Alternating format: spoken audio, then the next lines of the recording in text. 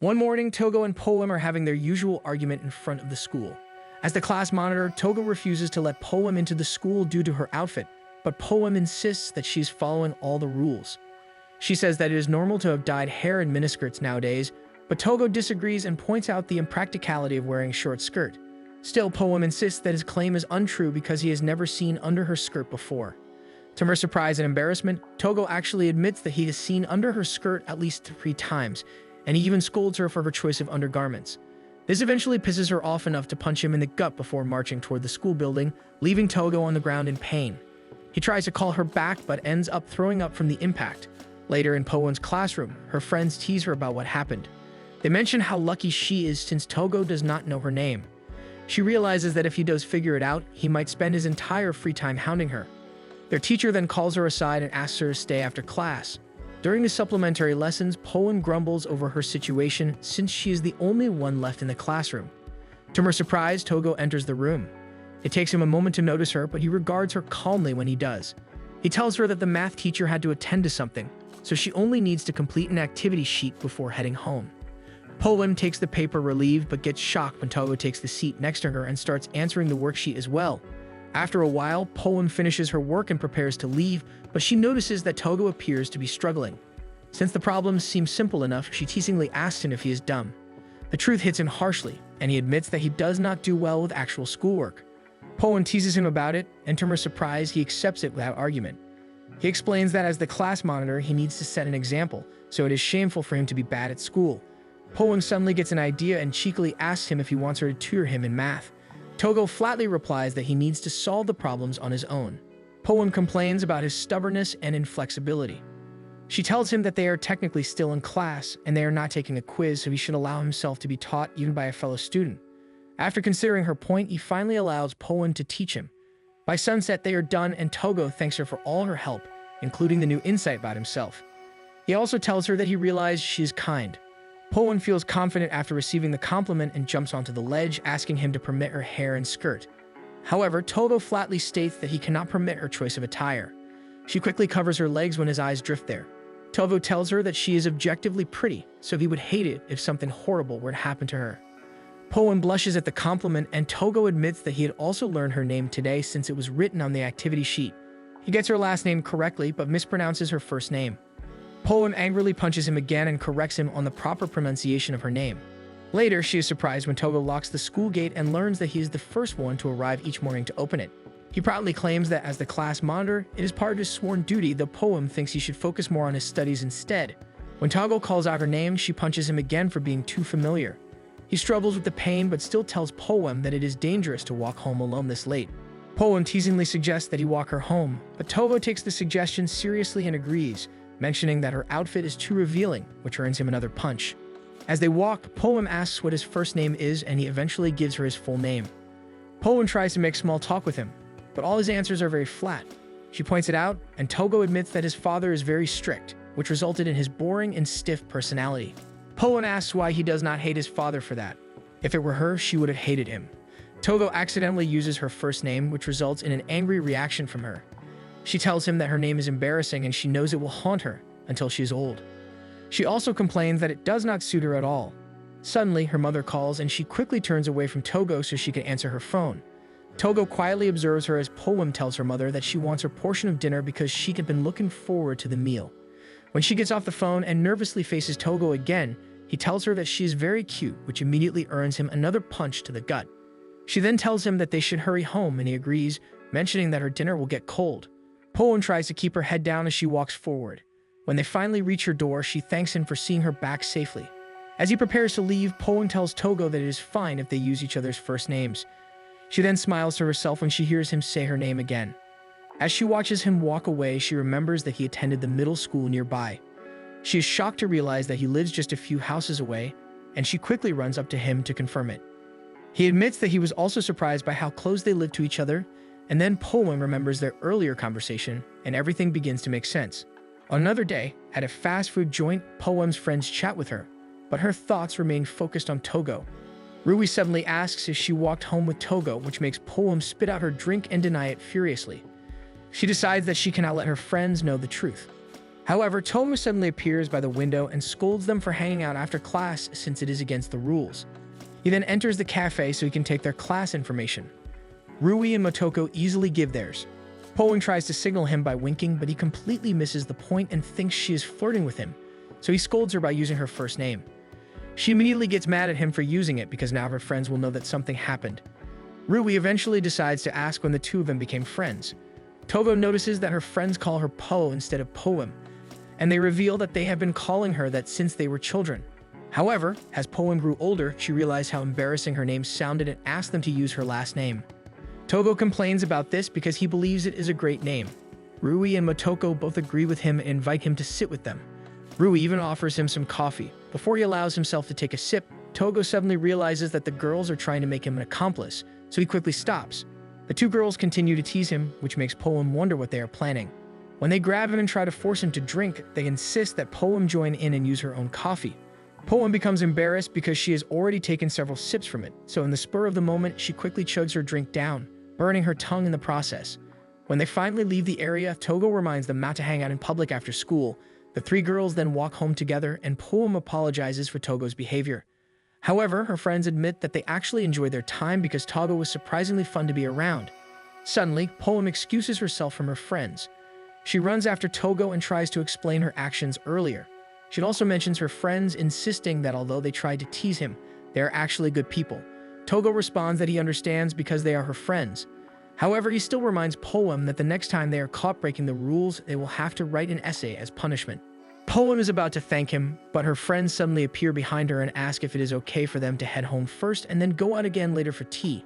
Togo pauses to think about it before saying that it should be allowed. Hearing that, the two girls happily decide to invite him for tea someday, and he even agrees. Poem is about to complain about the situation, but Rui quickly tells her that they are not going to steal her new interest. The next day, the three girls are running away from Togo, who is loudly scolding them for rushing toward the cafeteria. As they round the corner, Motoko suddenly trips, but she is thankfully caught by Yu, who is also part of the committee with Togo. The girls are shocked when Yu begins scolding them about safety. Togo finally catches up to them and thanks Yu for saving Motoko. He then introduces Yu as the one in charge of health in their committee. The girls are surprised by this, so Yu proudly shows off the long white coat he is wearing, with the words health representative clearly written on the back. However, Poem complained that he looks like a gang member. Yu decides to ignore her and instead scolds Togo for not doing his job properly. Togo calmly accepts the reprimand, but he also points out that Yu is not doing his job either. Togo explains that Motoko twisted her ankle earlier. However, Yu did not notice this and even failed to properly check on her well-being after saving her. This realization makes Yu immediately rush toward Motoko and grab her shoulders, insisting that she admit her injuries. Once she tells him the truth, he quickly lifts her into his arms and passionately rushes toward the nurse's office.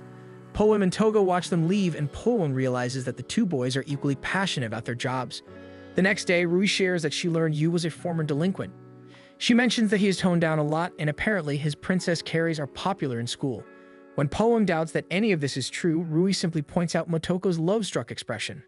Later, during the school assembly, Poem begins to wonder what it would feel like to be carried like a princess. Instead of imagining Yu, she pictures Togo carrying her instead. As she tries to shake the strange thought away, she notices a girl nearby complaining about the heat.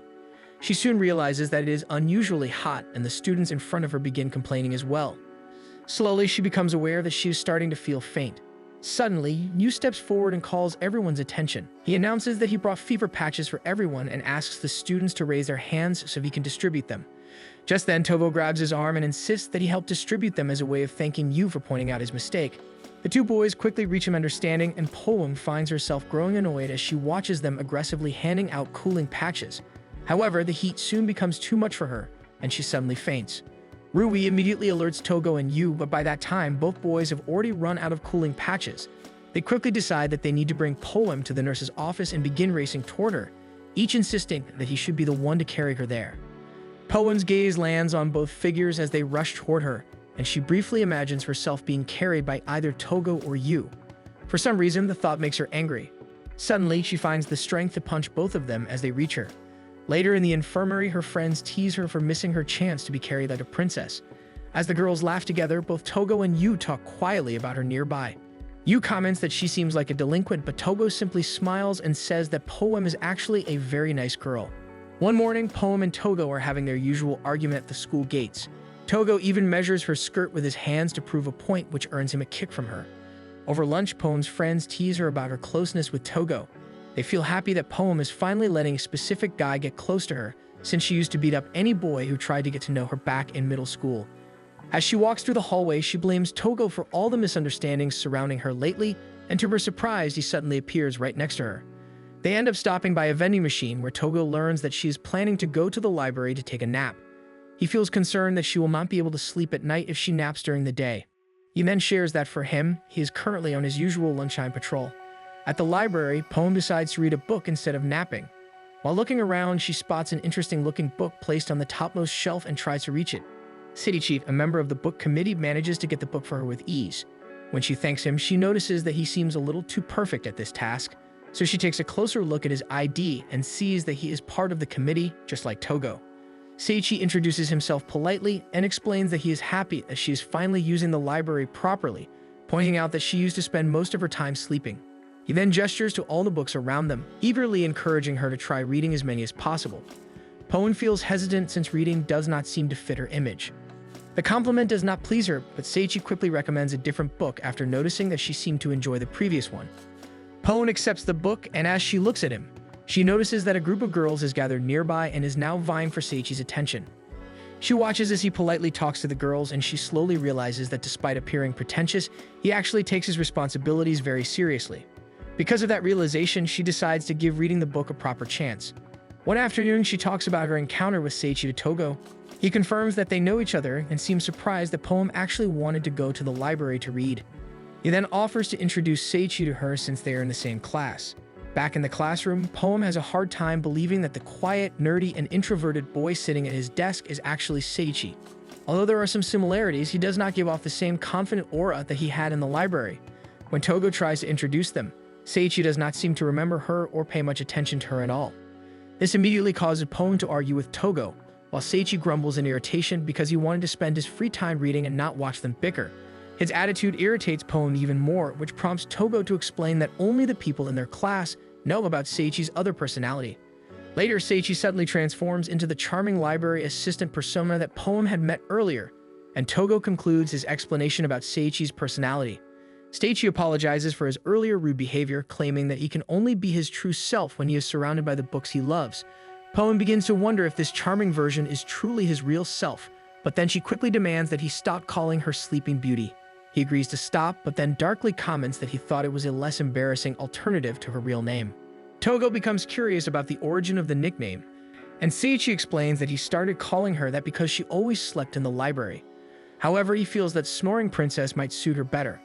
Poem immediately insists that she does not snore, while Togo complains to Seiichi, saying that Poem is still cute even if she does snore. Out of embarrassment, she slaps Togo with a fan, although deep down she feels happy about the compliment. As Seiichi and Togo continue chatting, Poem begins to notice that despite maintaining his prince-like persona, Seiichi can be slightly mean. Poem also notices that Togo looks visibly shocked when Seiichi calls him lonely, so she quickly tells Seiichi to apologize. Instead of apologizing, Seiichi teases her by mentioning that Togo is her boyfriend, which causes Poem to lose her temper and throw him outside the library. As soon as he passes the door, he immediately switches back into his gloomy, nerdy self. Later that afternoon, Poem tries to cheer Togo up after realizing that he does not seem to have any close friends. Togo attempts to convince himself that it is perfectly fine since school should not be about making friends. To cheer him up, Poem firmly slaps his back and confidently declares that she considers him one of her friends. The effect is surprisingly immediate, and Togo beams at her, touched by her kindness. Just then, her friends sneak up behind her and begin teasing her, claiming that she actually wants to be his significant other. After teasing Poem for a while, Rui and Motoko also tell Togo that he can consider them his friends as well. One afternoon, her friends were hoping to eat lunch with her, but Poem suddenly sneaks away to rummage through her belongings because she realizes that her lunchbox is missing. She clearly remembers that her mother, Yumi, had placed it in her bag that morning, so she is certain that she must have lost it somewhere. Suddenly, Togo appears nearby and comments on how unusual it is that Poem is not with her friends. She decides to tell him about her missing lunchbox, which immediately makes him worried. He insists that they start looking for it right away. They return to her classroom to search again, but they still cannot find it. Poem even mentions that she never took the lunchbox out of her bag. Togo begins to think deeply about the situation and suggests that it might be a case of theft, but Poem quickly dismisses the idea, saying that no one would go out of their way to steal a lunchbox. Togo wants to believe her, but he still insists that they need to find the lunchbox to prove that everyone in the school is innocent, even though Poem no longer wants to make a big deal out of it. They decide to retrace her steps, and Togo recalls that they had their usual argument at the school gates that morning. However, he believes she would not have lost the lunchbox there because the area was too crowded. So the next place they check is the infirmary. Earlier that morning, Poem had slipped and needed to stop by and get a bandage. Yu, who was currently eating his lunch, confirms the events from earlier.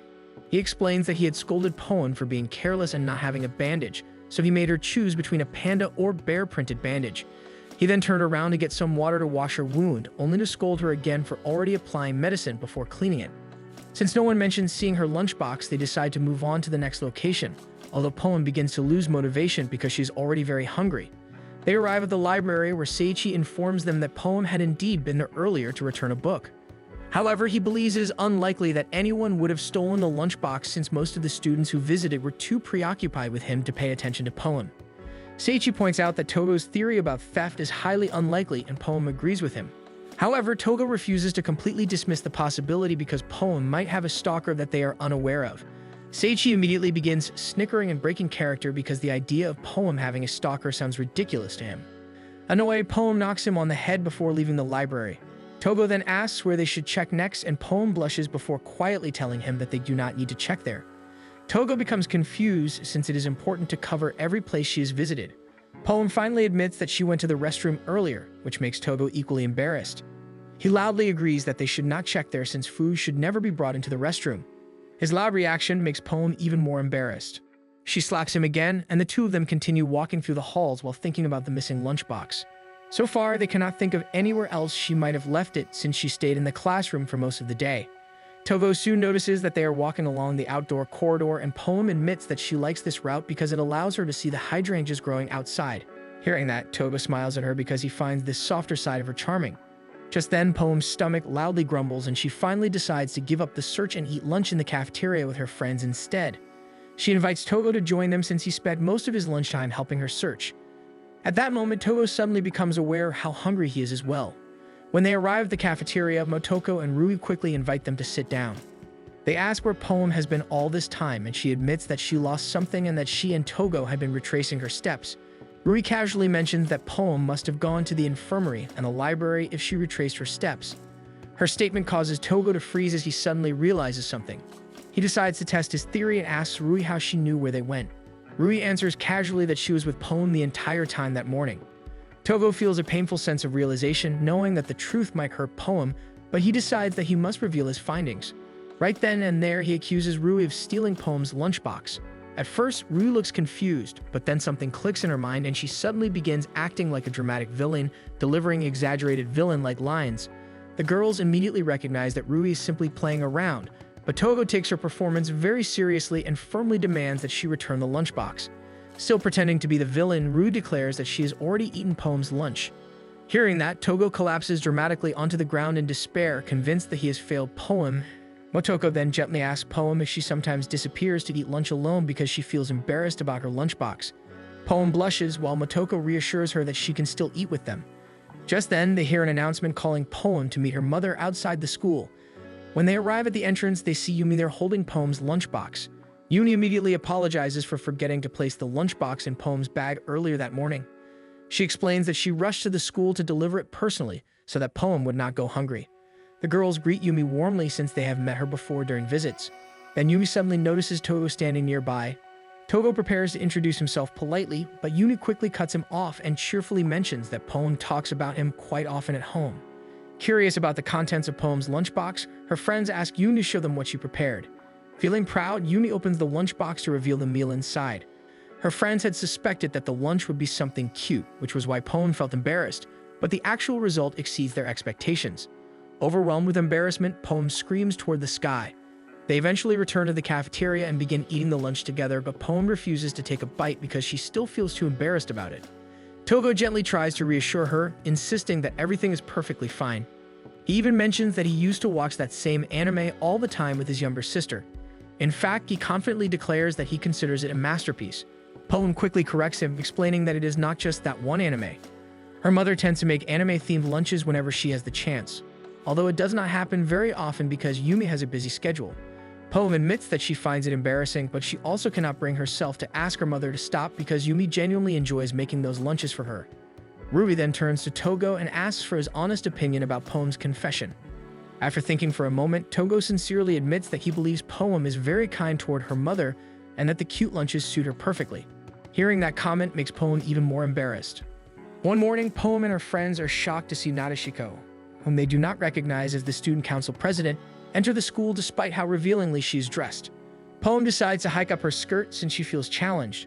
When Togo notices, he immediately scolds her, but this only angers Poem. Togo explains that Nadeshiko is a special case, which makes Poem remember when Togo told her the same thing. Feeling insulted, Poem decides to send a powerful kick his way, leaving him on the ground. Back in their classroom, Poem is still bothered, and her friends ask if she is curious about Nadeshiko. Poem decides to ask Yu about Nadeshiko, describing how she looks since they still do not know her name. Yu agrees to help the girls look for her, and they soon spot her turning a corner. Yu immediately dashes ahead, but by the time Poem and her friends catch up to him, he's already lying on the ground. This only makes Poem determined to find out who Nadeshiko really is, so she continues the search. Poem runs around the halls. She then realizes that Nadeshiko might have gone to the library, so Poem bursts inside, only to be greeted by Seiichi. Seiichi feigns ignorance, which immediately annoys Poem. She tries to shake an answer out of him, but Seiichi insists that he does not know anything. Eventually, Seiichi tells her not to get involved with Nadeshiko. Poem catches a glimpse of Nadeshiko and quickly rushes after her. As she runs, she begins to wonder if Togo might be getting threatened by her. Soon, she spots Nadeshiko speaking with Togo, and from the looks of it, Togo even seems flustered. She hears Togo voice his concern about calling her attractive. Poem feels disappointed because she now believes Togo simply says those things to every girl. She finally steps out and scolds Togo for his words since he sounds like a womanizer. She loudly declares that his behavior even destroys moral discipline. Togo collapses in disbelief as Nadeshiko laughs beside him. After saying her piece, Poem turns to leave, but she is suddenly stopped by Nadeshiko, who knows her name. Nadeshiko shares that she is aware Poem wants to ask her something, so she invites her for a chat. Nadeshiko begins brainstorming what girls usually do when they want to talk and suddenly gets an idea. To Poem's surprise, instead of ending up in some intense confrontation, they find themselves sitting in a bubble tea shop. Nadeshiko explains that she has wanted to know why girls enjoy going there after school. Nadeshiko then points toward Togo, and Poem notices that he is secretly spying on them. Nadeshiko explains that she granted them special permission to hang out today, but it seems Togo is still keeping an eye on them. She comments that Togo is a very dedicated person but lacks playfulness, and Poem slowly begins to feel more relaxed around her. Nadeshiko then shares that recently there have been complaints about girls wearing revealing outfits. Instead of simply making the rules stricter, she decided that she wanted to understand why girls would want to alter the school uniform in the first place, which is why she chose to dress differently. Nadeshiko then glances at Poem's skirt, mentioning that she also wears hers shorter than usual and asks if it is meant to attract boys. Poem immediately spits out her drink and quickly explains that she only wears it that way because it is fashionable.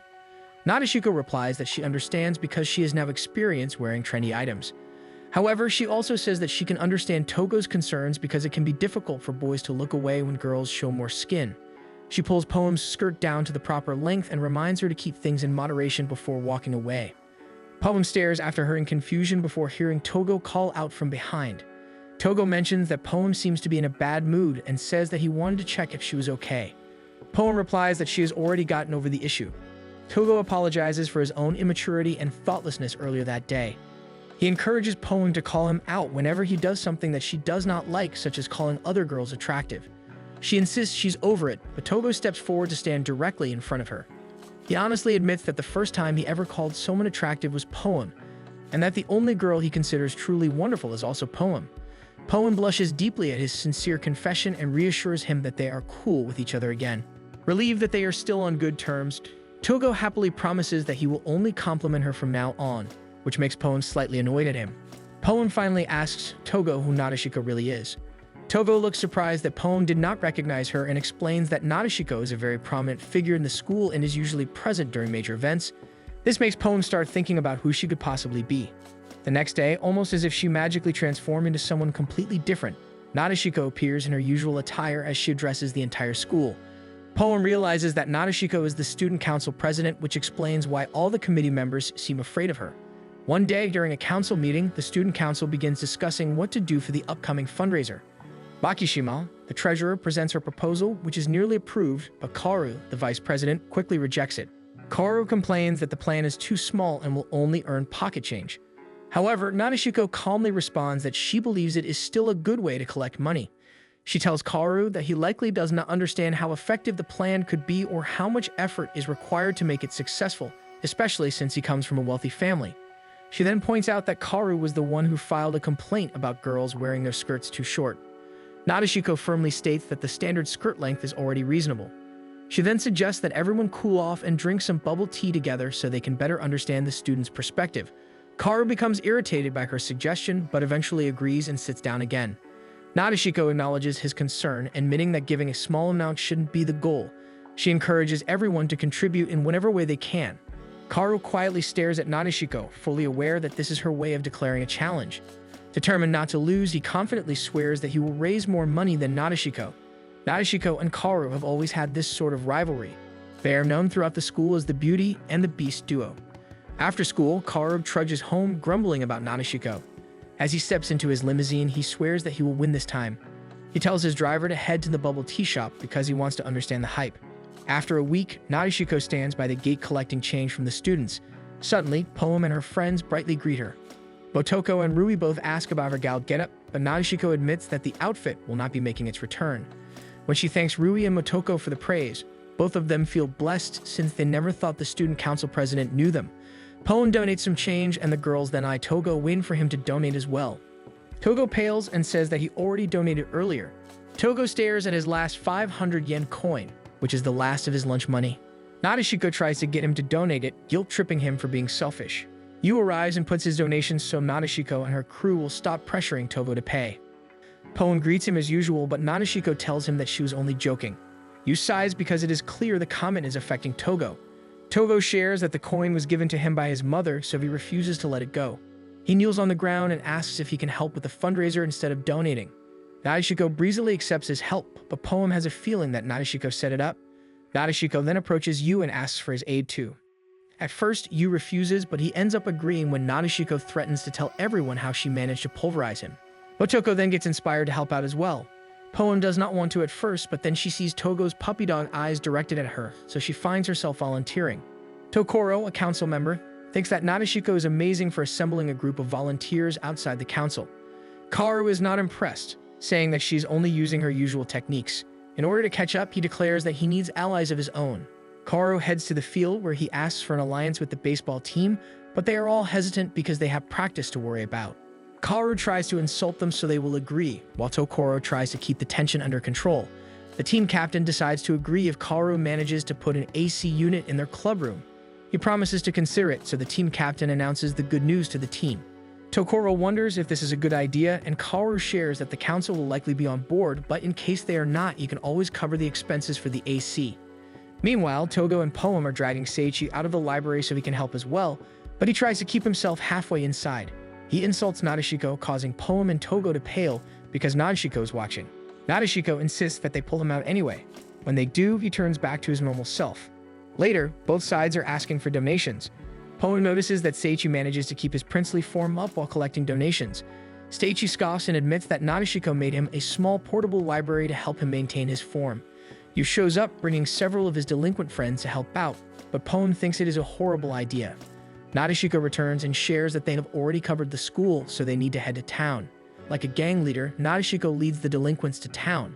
Tokoro immediately informs Kaoru of the plan to go to town. In town, both groups once again call out to citizens to donate as much cash as they can. By evening, Kaoru and Tokoro return to the office, and Kaoru shares that he has no idea how much they made since he is not used to dealing with coins. Tokoro expresses confidence that it is a large amount and there is no need to open the box. After correcting Kaoru over his name, he decides to head home.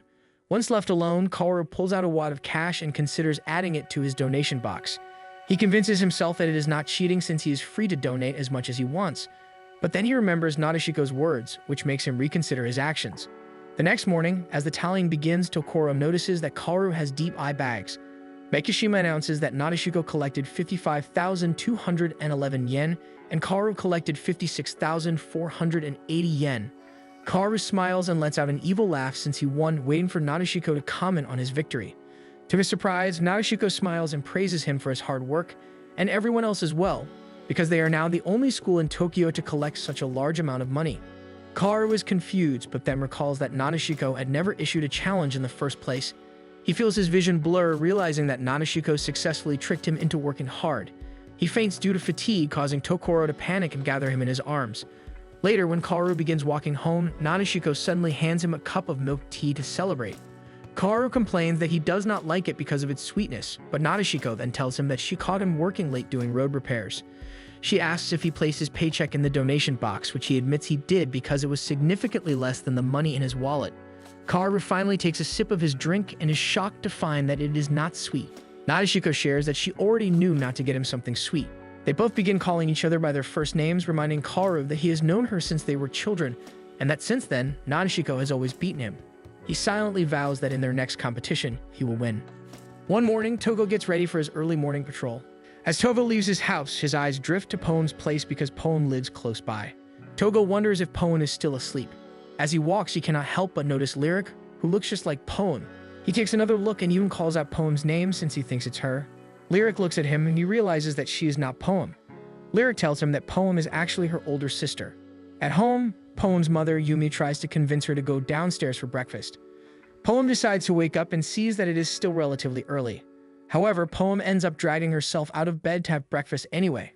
On her way down, her mother advises her to at least wash up before eating, but Poem refuses, claiming she can do it later.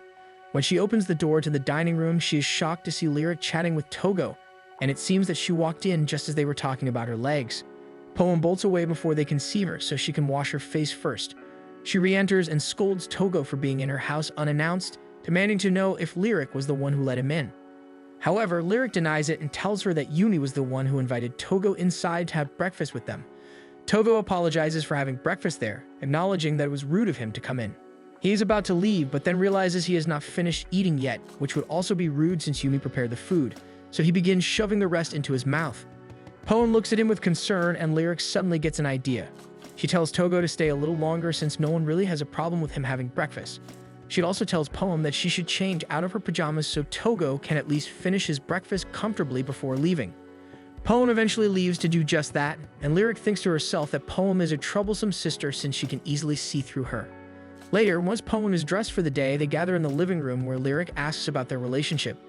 Togo confirms that they are not in a relationship since romantic relationships at their school are prohibited. Though he admits that he is interested in romance, he understands that, as a student, his duty is to focus on studying, which Poem finds ironic since he has terrible grades. Lyric decides that it is a good answer since it means that Poem might still have a chance. Poem gets frustrated over Lyric's questions and even panics when Lyric asks about Togo's type. The question seems to stump Togo, as he has never seriously considered what he actually likes in a girl. He suggests the possibility of liking someone proper and elegant, but then realizes those are qualities he strives for himself, so it feels improper to expect that from a potential partner. Lyric decides to cut in and ask if Poem could possibly be his type, since she is not exactly proper or well-mannered but can be surprisingly cute. Togo answers that he does find Poem very cute and a well-rounded woman, which causes Poem to hit him out of embarrassment. His answer confuses Lyric since, from her perspective, the two of them clearly seem interested in each other. Poem gets angry at her, and Togo tries to calm the situation down. Yumi then arrives carrying a stack of souffle pancakes and tells Togo that he does not need to worry about the girls since they are actually very close siblings. Yumi insists that they enjoy the pancakes she made, which have drawings on them. Both girls become embarrassed by their mother's antics, but Togo thinks the food looks amazing. Yumi begins telling Togo about the time she brought her daughters to watch the movie in theaters. The movie was rather intense, featuring an epic battle scene where the heroes were nearly defeated by their opponent. Lyric cried because it seemed like the end, but Poem at that time expressed confidence that they would win. The movie included an interactive segment where the audience could send lights to the characters using the light wands they were given.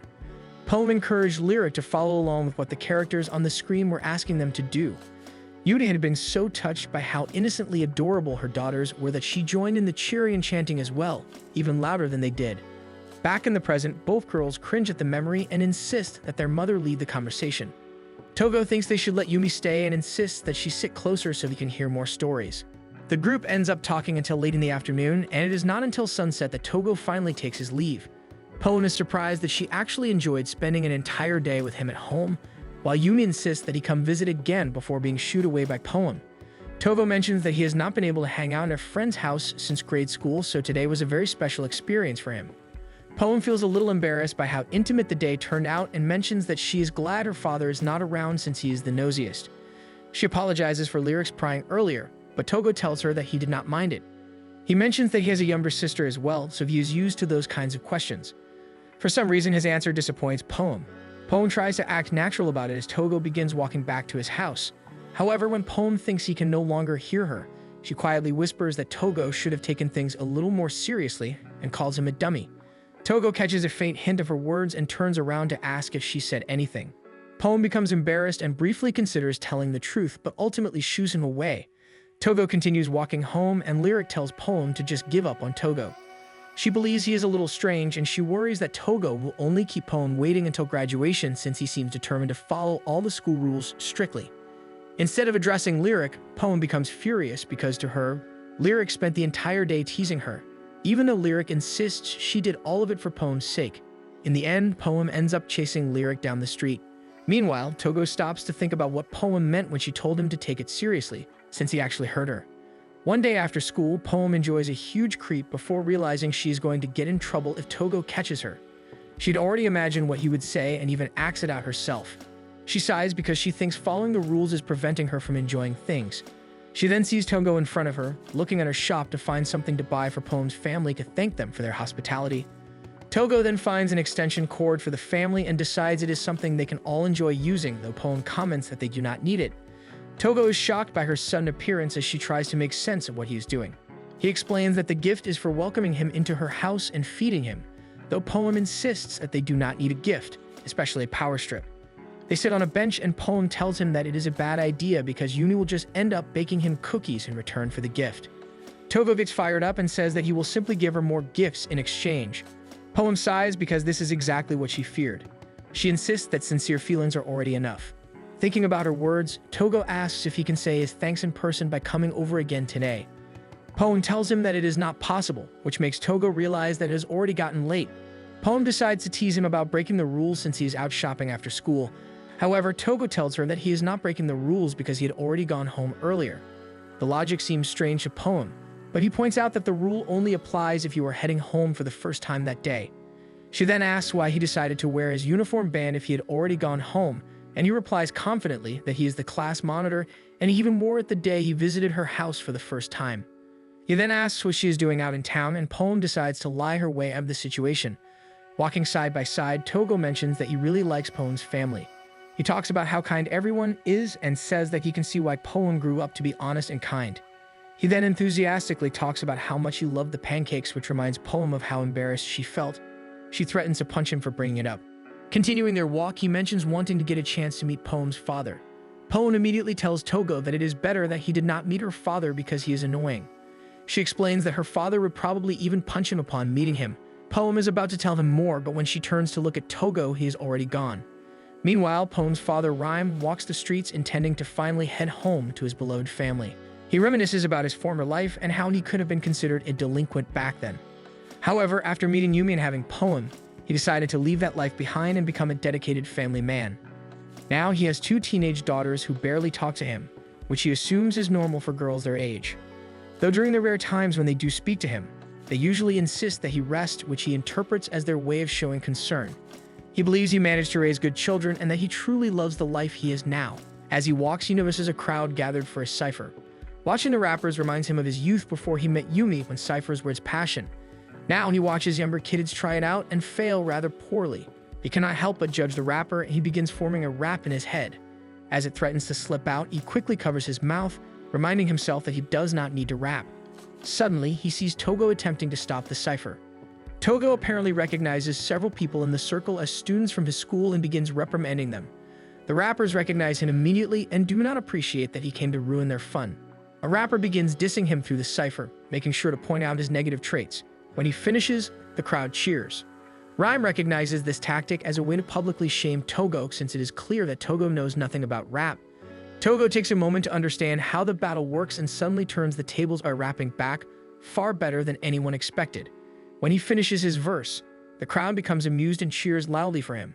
Even Rhyme is shocked. He observes the cipher in front of him and realizes that although Togo's skills are only average, his message makes sense, and people seem to be enjoying it. Instead of insulting Togo, the crowd begins mocking the one who challenged him in the first place. The rapper decides to respond, rapping about not caring about school and how he wants to live. The crowd goes wild, but Rhyme finds the rap rather dull since it is mostly a combination of reused phrases. Rhyme finds himself eager to hear Togo's final response, but Togo instead replies that he thinks the rapper is actually very smart. To him, creating raps on the spot is a demonstration of mental ability and talent. He also says that he envies how the group seems to have strong bonds and suggests that they start a rap club at school. The rapper is touched, especially since Togo is offering to help them establish a club at the school. To Togo, that is simply his duty as the class monitor. He does not even realize that he delivered most of that speech in rhyme, effectively concluding the final verse. Rhyme approaches him and compliments his skills as a rapper, which only confuses Togo. He then offers his hand and challenges Togo to a cipher battle someday. At that moment, Poem suddenly appears and scolds Togo, and Rhyme immediately notices their familiarity, growing suspicious about Togo's relationship with Poem. One day during lunch, the girls notice that Motoko seems sad. Motoko mentions that she doesn't have enough encounter of you. She says that Poem doesn't have to suffer like she does because Togo is at the gate every morning. Meanwhile, she only has a picture of you. Poem and Rui decide to try setting them up since they are bored anyway. They head to the nurse's office where Yu is and explain that Motoko sprained her foot during PE. Yu is a little annoyed by their carelessness but tells Motoko to sit down so he can inspect her leg. As he applies pressure with his fingers around her foot and ankle, Motoko begins to blush intensely because of the contact. However, she suddenly realizes that she had been sweating a lot so her feet might smell. When he begins to speak, she becomes overwhelmed and kicks him. The girls immediately run out of the room, shouting apologies to Yu. Back in the classroom, Motoko claims she has already overdosed on Yu for the day. Poem assumes this means Motoko is satisfied, but Motoko asks for one more favor. She brings them along to secretly take photos of Yu, which Poem finds very stalker-like. However, Motoko argues that it is not since they are doing it as a group. When Yu turns around, Motoko thinks it is the perfect moment, but the photo ends up including Togo, who had come to speak with Yu. Rui encourages Motoko to keep taking photos, but she still fails to get a clear shot of Yu's face. The last photo even looks like an intimate conversation between Togo and Yu. Poem eventually gets annoyed and kicks Togo out of the way. Yu finally notices Motoko and tries to talk to her, but she quickly retreats with Rui. As they run, Rui asks for a copy of the last photo because she is a fan of male romances. By the end of the day, Motoko walks home with ice cream to cheer herself up. A guy accidentally bumps into her, knocking her treat to the ground. When the guys notice that she is cute, they begin offering to buy her a new cone, even though she insists that she does not want another one. She tries to get away, but ends up tripping and falling to the ground. She feels like this is karma for stalking and kicking Yu earlier. She silently apologizes in her head as the guys approach her. Suddenly, a hand pulls her up and she finds herself against Yu as he scolds the other guys for trying to touch what is his. The guys are stunned by Yu's presence, especially since he is wearing an old gangster-style jacket. Deciding it is not worth the trouble, they back off. Motoko tries to say something, but staggers slightly, and Yu points out that she likely sprained her foot again. Without hesitation, he princess carries her and starts walking, saying he will bring her home. Motoko takes the opportunity to thank him and apologize for earlier, but Yu insists that it is simply part of his duty. He also mentions that he wanted to talk to her because he noticed something while examining her foot. He points out that she lacks muscle strength and has flat feet, making her more prone to falling. He advises her to stop fooling around so much, or at least exercise to build strength. Gathering her courage, Motoko decides to ask him for a favor. The next day at school, her friends notice that she is in high spirits again. She proudly shows them a photo on her phone. Poem and Rui are shocked to see a selfie of Motoko being princess carried by Yu. One evening, Lyric tells Poem that she will be touring Poem's school. Yumi explains that Lyric is considering enrolling there because she wants to be close to Poem, though Lyric corrects her, saying that the school is closer and the entrance exam seems manageable. This makes Poem realize that Togo, despite his poor academics, managed to pass the entrance exam. Lyric tells her that the tour is scheduled for Sunday, and Poem says she will not be going since it is the weekend. However, Poem ends up being assigned supplementary lessons on Sunday, making her vow to avoid Lyric. On Sunday, Nadeshiko welcomes the middle school students for the school tour, and everyone is stunned by how mature she looks. As she leads them around, Lyric suddenly tells her group that she needs to use the restroom and promises to catch up later. She somehow ends up at the field and watches students practice. Meanwhile, Poem enters the classroom for supplementary lessons only to find it empty. She recalls the time she worked on a worksheet with Togo. As she sits down, Togo enters and greets her. She responds naturally since they are alone. They talk comfortably like good friends, and while Togo enjoys her company, he admits that he is concerned that she needs supplementary lessons. Poem blushes but teases him, pointing out that he was smiling when he walked in and saw her. She also remarks that a class monitor should not need supplementary lessons either. Togo apologizes for smiling, explaining that he was thinking about her earlier, so it happened unconsciously. This makes Poem blush even more, though she hides it by telling him to take his seat. Suddenly, Motoko and Rui enter, and Togo seems just as happy to see them. Poem becomes embarrassed and asks how long they have been there. Her friends say they just arrived and tease her for being disappointed that she cannot be alone with Togo.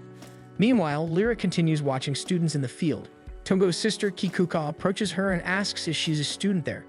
Lyric says she is not, then notices that Kikuka is also a middle schooler and asks if she is there for the tour. Kikuka admits she overslept, so Lyric offers to accompany her back. As they introduce themselves, Lyric finds it odd that Kikuka did not give her last name. She voices that she noticed Kikuka is a bit ditzy. Kikuka agrees and is surprised that someone could tell. She admits that oversleeping has always been her problem. Her older brother used to wake her up, but now that he is in high school, she struggles to keep up on her own. To avoid being late, she has decided to attend the same high school as him. Lyric shares that she also has an older sister attending the school, but never considered walking to school with her. Kikuka becomes excited at the possibility that their older siblings might know each other and hopes that they can become good friends as well.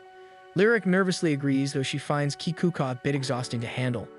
Back in the classroom, they talk about their midterm results. It turns out that both Motoko and Togo failed all their subjects, prompting Rui to suggest that they study together at Poen's house. Rui teases that Togo probably just wants to visit Poen's house, and he openly admits that he does. He says that Poen's home feels very comfortable and that he would like to see her family again. Poen blushes. She was hoping to keep that part a secret. Her friends react eagerly, asking for more details and whether Togo had already met Rhyme. Togo shares that he did and even conversed with him using their fists, which causes Poen to punch him for oversharing again.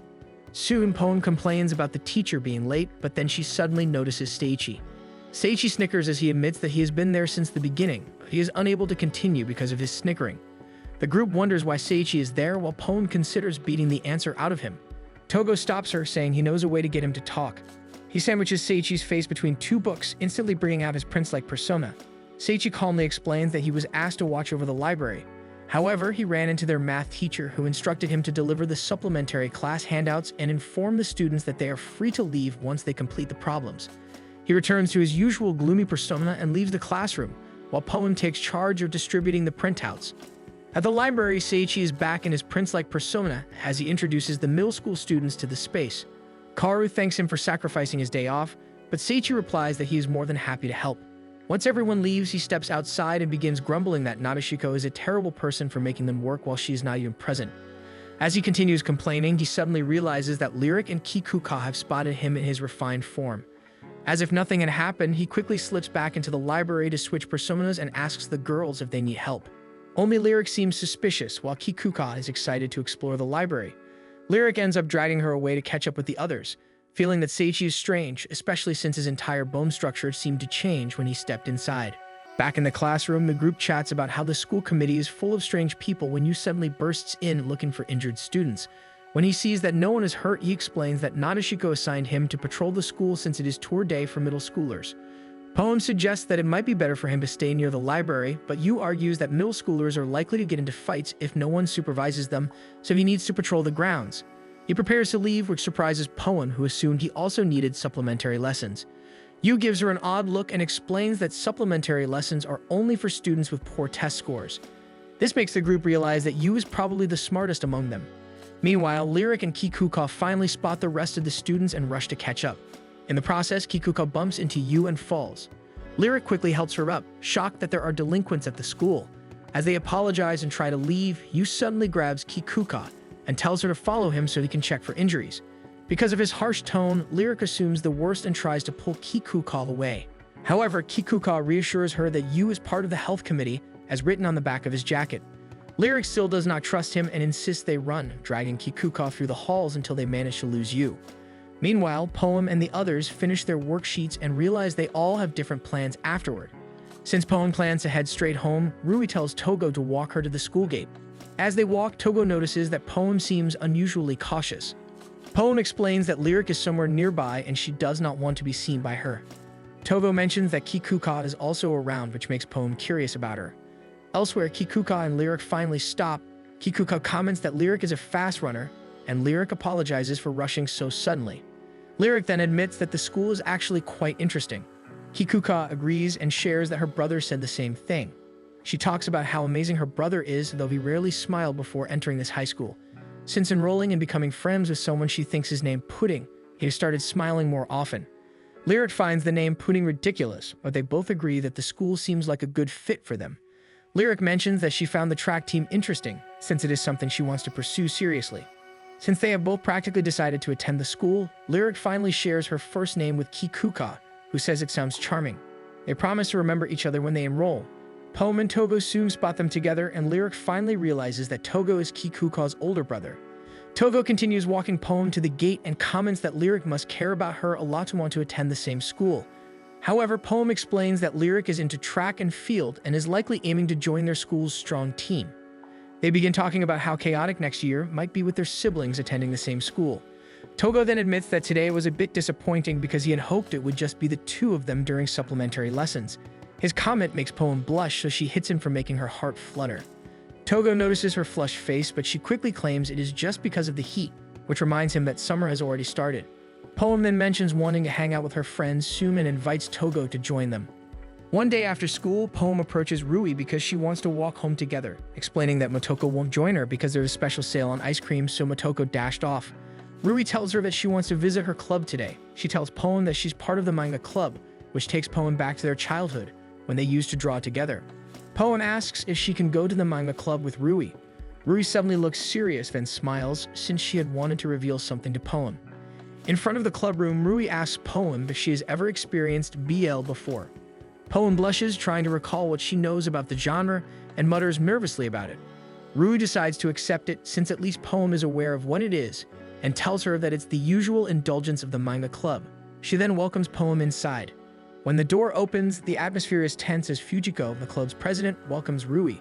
Rui introduces Poem to everyone, and suddenly the girls all have dark grins on their faces. They begin talking among themselves, making Poem feel uneasy. Fujiko then tells Poem that she is welcome to observe and introduces herself. As Rui takes her seat, Poem asks if she can leave, but Rui tells her to just sit since she already made an entrance. Fujiko tells Poem that today they aren't creating any manga. Instead, they'll focus on discussing their original magazine and its logistics. They were apparently waiting for Rui's submission since she had just brought copies of her own creation for review. She mentions getting inspired by a photo Motoko had taken, which helped her complete it. Poem realizes it's the photo of Yu and Togo. Her imagination runs wild at the thought of seeing Togo and Yu in a BL situation. Fujiko then announces that they will begin reading, and Poem is shocked that the entire room is suddenly mentally transported into Rui's story. In the manga, characters who resemble and share the same names as Togo and Yu are on the ground as students who call themselves the Secret Committee threaten to take over the school. In all parts of the school, the same zombie-like students are attacking the other student council members. At the mention of their friends being attacked, Yu and Togo slowly rise to fight again. The leader warns them that they also had hostages in the gymnasium, and Yu and Togo already know that among those hostages are Motoko and Poem. Togo insists that Yu head straight to Motoko while he handles the enemies before them. However, Yu knows that Togo is equally worried about Poem, so he tells Togo that he would rather fight. Yu sheds his white coat, which causes the building to crumble when it lands, making everyone realize that the white coat had been weighted. Yu warns them that now that his coat is off, he is no longer the health representative. Seeing that Yu is about to get serious, Togo decides to do the same. He rips off his class monitor armband that had kept his true powers sealed in his arm. One of the leaders notices that Togo possesses the power of the wind, similar to his own ability, but the force of it alone seems stronger. With two of the strongest defenders of the school ready to fight again, the two heads of the secret committee brace themselves. Fujiko reaches the end of the pages and tears stream down her face because she was captivated by the story. Poem notices that all the other members of the manga club are in a similar state. Fujiko tells Rui that she did a spectacular job and asks Poem about her thoughts on it. Poem panics and tells her that she did not see hints of BL. This triggers Fujiko, who lectures her that quality BL isn't obvious. Rui holds Poem's shoulder and explains that BL needs to be discovered by the readers. However, Poem still does not get it. To her, it's a normal shonen manga. Fujiko exclaims that that's the reason why the BL is there. Poem then mentions that both male main characters already have set girlfriends, but this only makes Fujiko exclaim again that it reinforces the BL. Rui tells Poem to head home since it's clear this kind of thing is too soon for her. When Poem leaves the room, she feels exhausted and wonders if she was the odd one. During the weekend, Poem waits impatiently by the front door. Her mother tries to urge her to relax, but Poem continues to tap her foot in anticipation. Suddenly, the doorbell rings and she answers it to find her eager friends from school. The girls seem excited to have fun, while Poem reminds them that they are there to study. When Yudu welcomes them, Togo hands her a small gift, which makes Motoko and Rui feel they should have brought one too. However, Yumi tells the group that the gift seems odd, making Poem wonder what it is. The girls eagerly bring Togo to Poem's room, and Motoko immediately jumps on Poem's bed. Rui is more interested in finding out what Togo thinks about the room, and Togo responds that it's neat and even comments that the fragrance is pleasing. However, that comment earns him a punch in the gut. As they prepare to study, Motoko talks about how excited she is for summer break.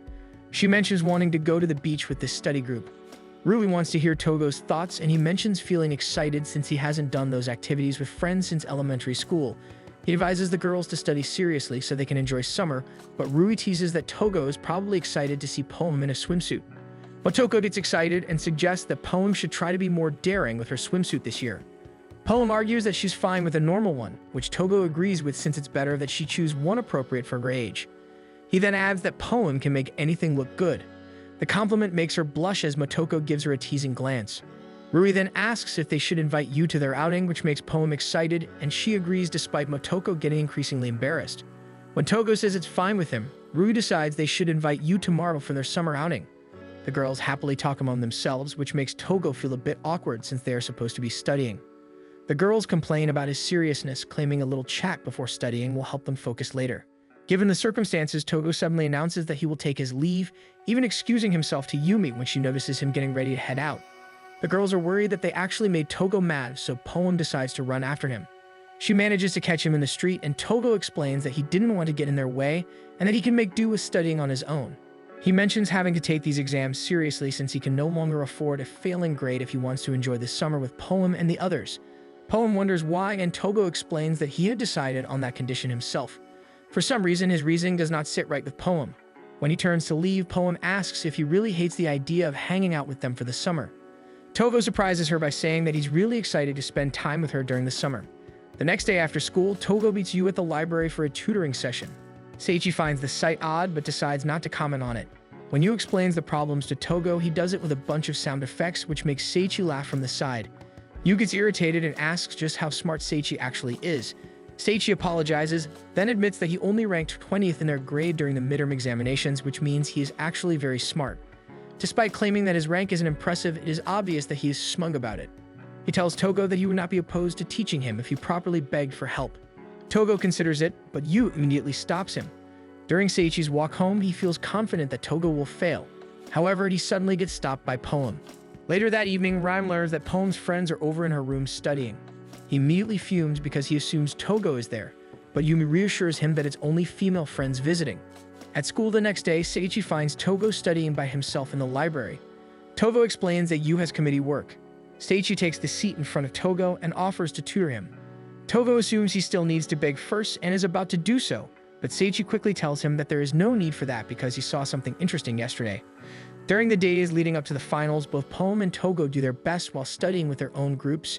Even when they are alone, they continue reviewing seriously. Finally, the day their exam results are released arrives. Togo walks into Poem's classroom and proudly shows Poem and the girls that he managed to pass all of his exams. At first, he's met with complete silence. Then a huge smile spreads across Poem's face as she reveals that she and the girls also passed their exams. The group immediately bursts into excitement over their summer plans. Meanwhile, Seiichi is secretly hiding behind the classroom door, listening to their conversation.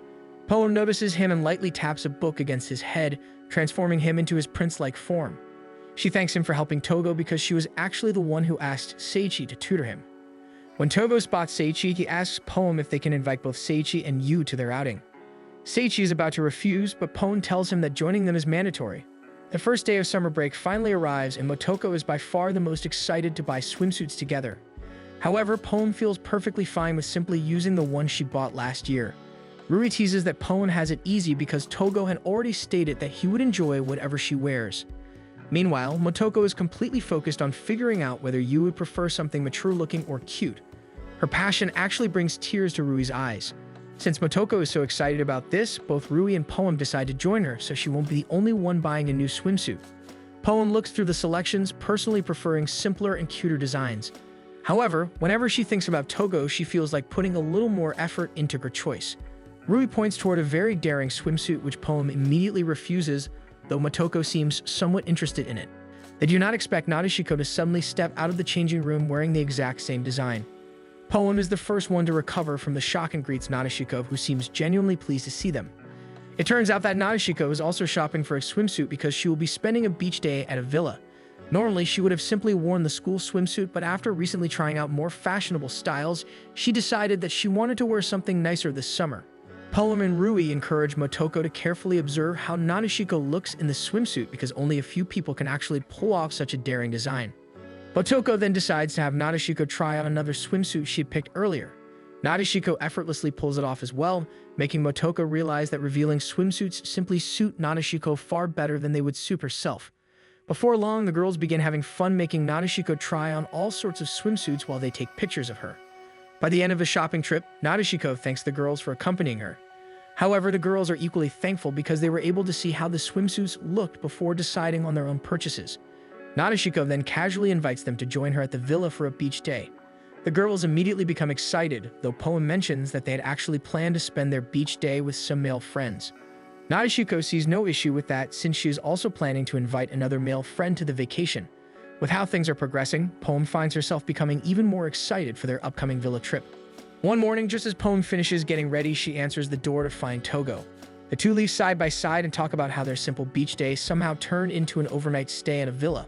Poem asks Togo if anything they are doing counts as an illicit relationship, but Togo tells her that nobody in their group has any bad intentions. Poem reminds him that they are no longer grade schoolers, prompting Togo to immediately decide on some ground rules for everyone, such as implementing a strict 9 p.m. lights out rule. Once they arrive at the meeting point, they see everyone else waiting for them. Yu pulls out a beat-up bat, which he claims is for splitting the watermelon later.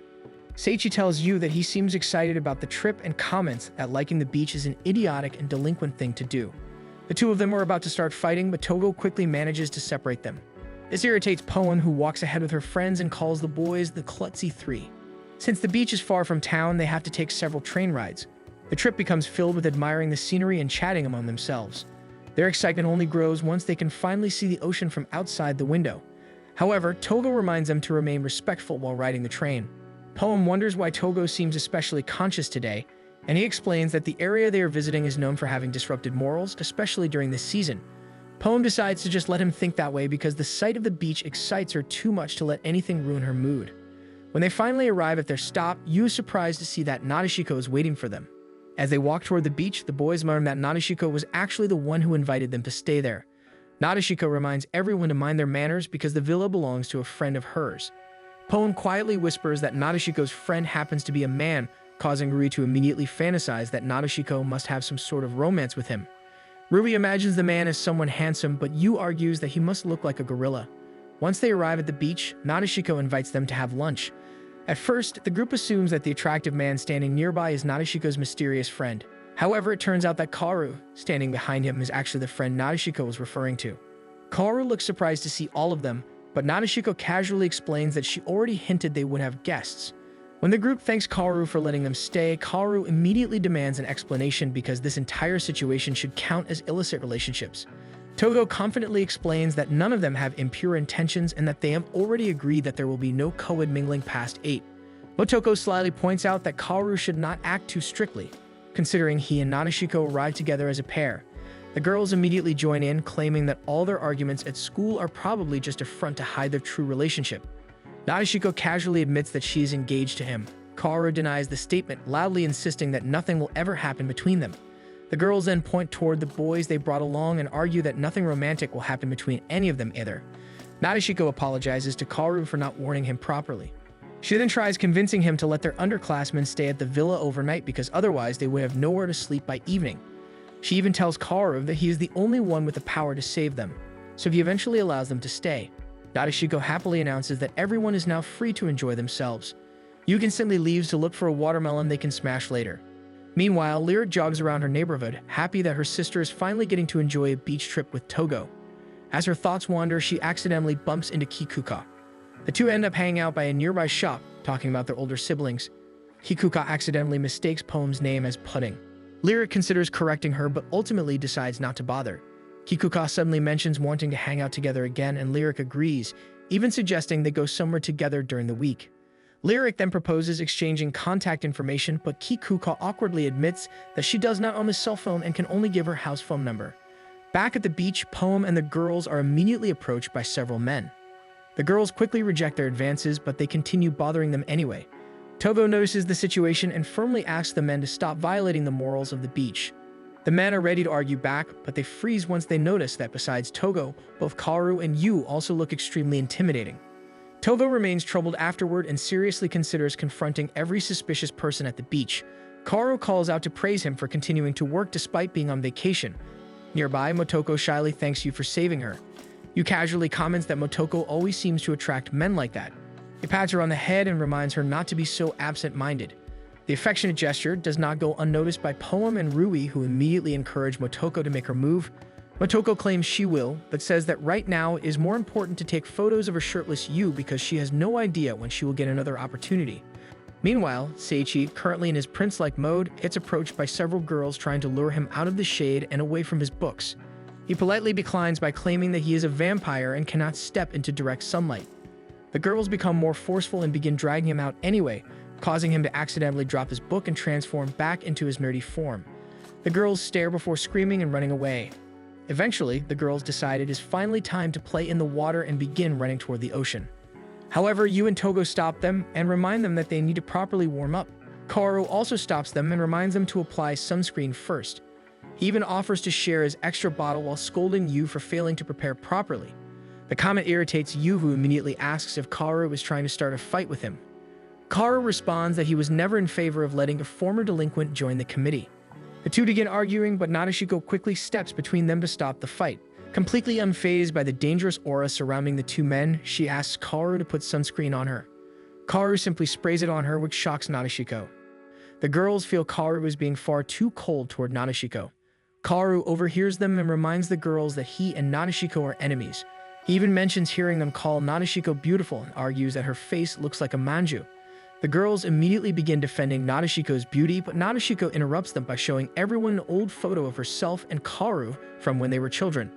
The girls notice that young Nadeshiko really did resemble a manju. Motoko even wonders if maybe she could also become more beautiful if she gained weight first, then slimmed down later like Nadeshiko did. Kaoru then bluntly tells the girls that he has never considered Nadeshiko a woman. Nadeshiko smirks before excusing herself, which causes the girls to argue with Kaoru because they assume he hurt her feelings. Poen points out that he should not insult Nadeshiko's face when his own looks like a boulder. After some time, the group cools off and finally begins playing in the water.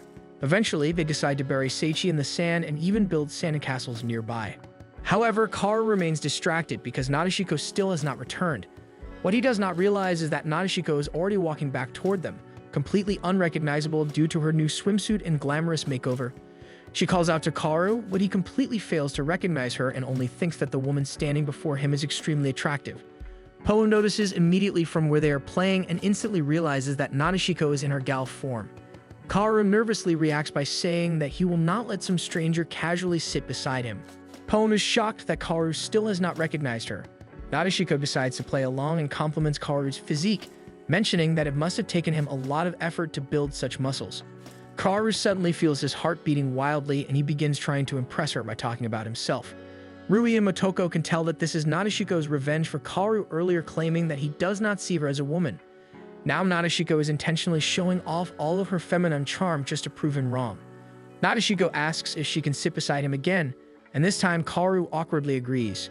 As Nadeshiko sits close to him, Kaoru begins panicking internally because he needs to maintain his composure as the vice president. The others eagerly watch the two from a distance. However, they can also tell that Nadeshiko herself is struggling to properly act alluring. Despite that, Kaoru still acts shy and nervous around her, making it painfully obvious that he has a weakness for Nadeshiko's gal appearance. Nadeshiko casually asks if he came with anyone. Kaoru explains that he came with his childhood friend and 6 underclassmen, and that he was on babysitting duty. Nadeshiko goes back to complimenting his body and lightly touches him in an attempt to provoke a reaction. The others immediately notice that it works because Kaoru visibly stiffens from the contact. Nadeshiko then asks if he finds the people he came with attractive, but Kaoru replies that he is not attracted to any of them. Nadeshiko follows up by asking if he finds his female childhood friend attractive. Rui immediately panics and tells the others that Nadeshiko just gave herself away because Kaoru never mentioned having a female childhood friend. However, Kaoru still remains completely oblivious and casually says that his childhood friend is more like a female gorilla. He even begins telling stories about Nadeshiko deciding to take up judo and dragging him along to practice with her. Because of that, he had to give up many hobbies. Nadeshiko smiles softly and comments that it sounds nostalgic, but Kaoru becomes too absorbed in reminiscing. He then mentions hearing rumors during middle school that Nadeshiko beat up a group of delinquents from a nearby school, which makes the girls quietly suspect that Yu was one of them. Kaoru says that Nadeshiko being manly actually suits her the best. Still, he believes that side of her is what makes her a worthy rival he wants to someday defeat. He admits that he has never beaten her at anything before. But because of that, she became someone he wants to spend his life competing against. Nadeshiko suddenly becomes overwhelmed with affection and impulsively hugs him while apologizing for trying to trick him. However, the fact that she is Nadeshiko still does not fully register in Kaoru's mind. To him, she is simply an incredibly attractive woman with a delicate and feminine body. After observing her more closely, he grabs her hands and notices that beneath the soft-looking skin is an undeniable firmness of muscle that feels strangely familiar to him. It suddenly dawns on him that he has met this woman before. However, Nadeshiko quickly pulls away and pouts about him grabbing her so roughly. The action looks so unbelievably cute that Kaoru combusts, sending sand flying everywhere before finally passing out on the spot. When he finally wakes up, he finds himself surrounded by Poem and the others. By now, the sun has already started setting, so the group decides to head to the villa, though Yu remains disappointed that they never got to split the watermelon.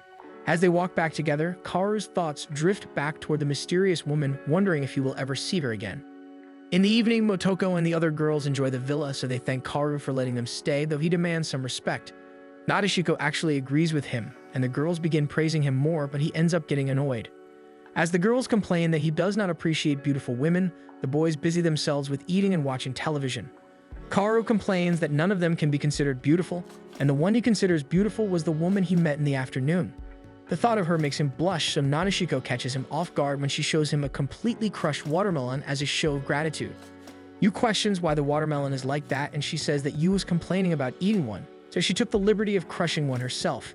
However, Yu says that he wanted to smash one himself. Kaoru claims that the woman is nothing like Nadeshiko.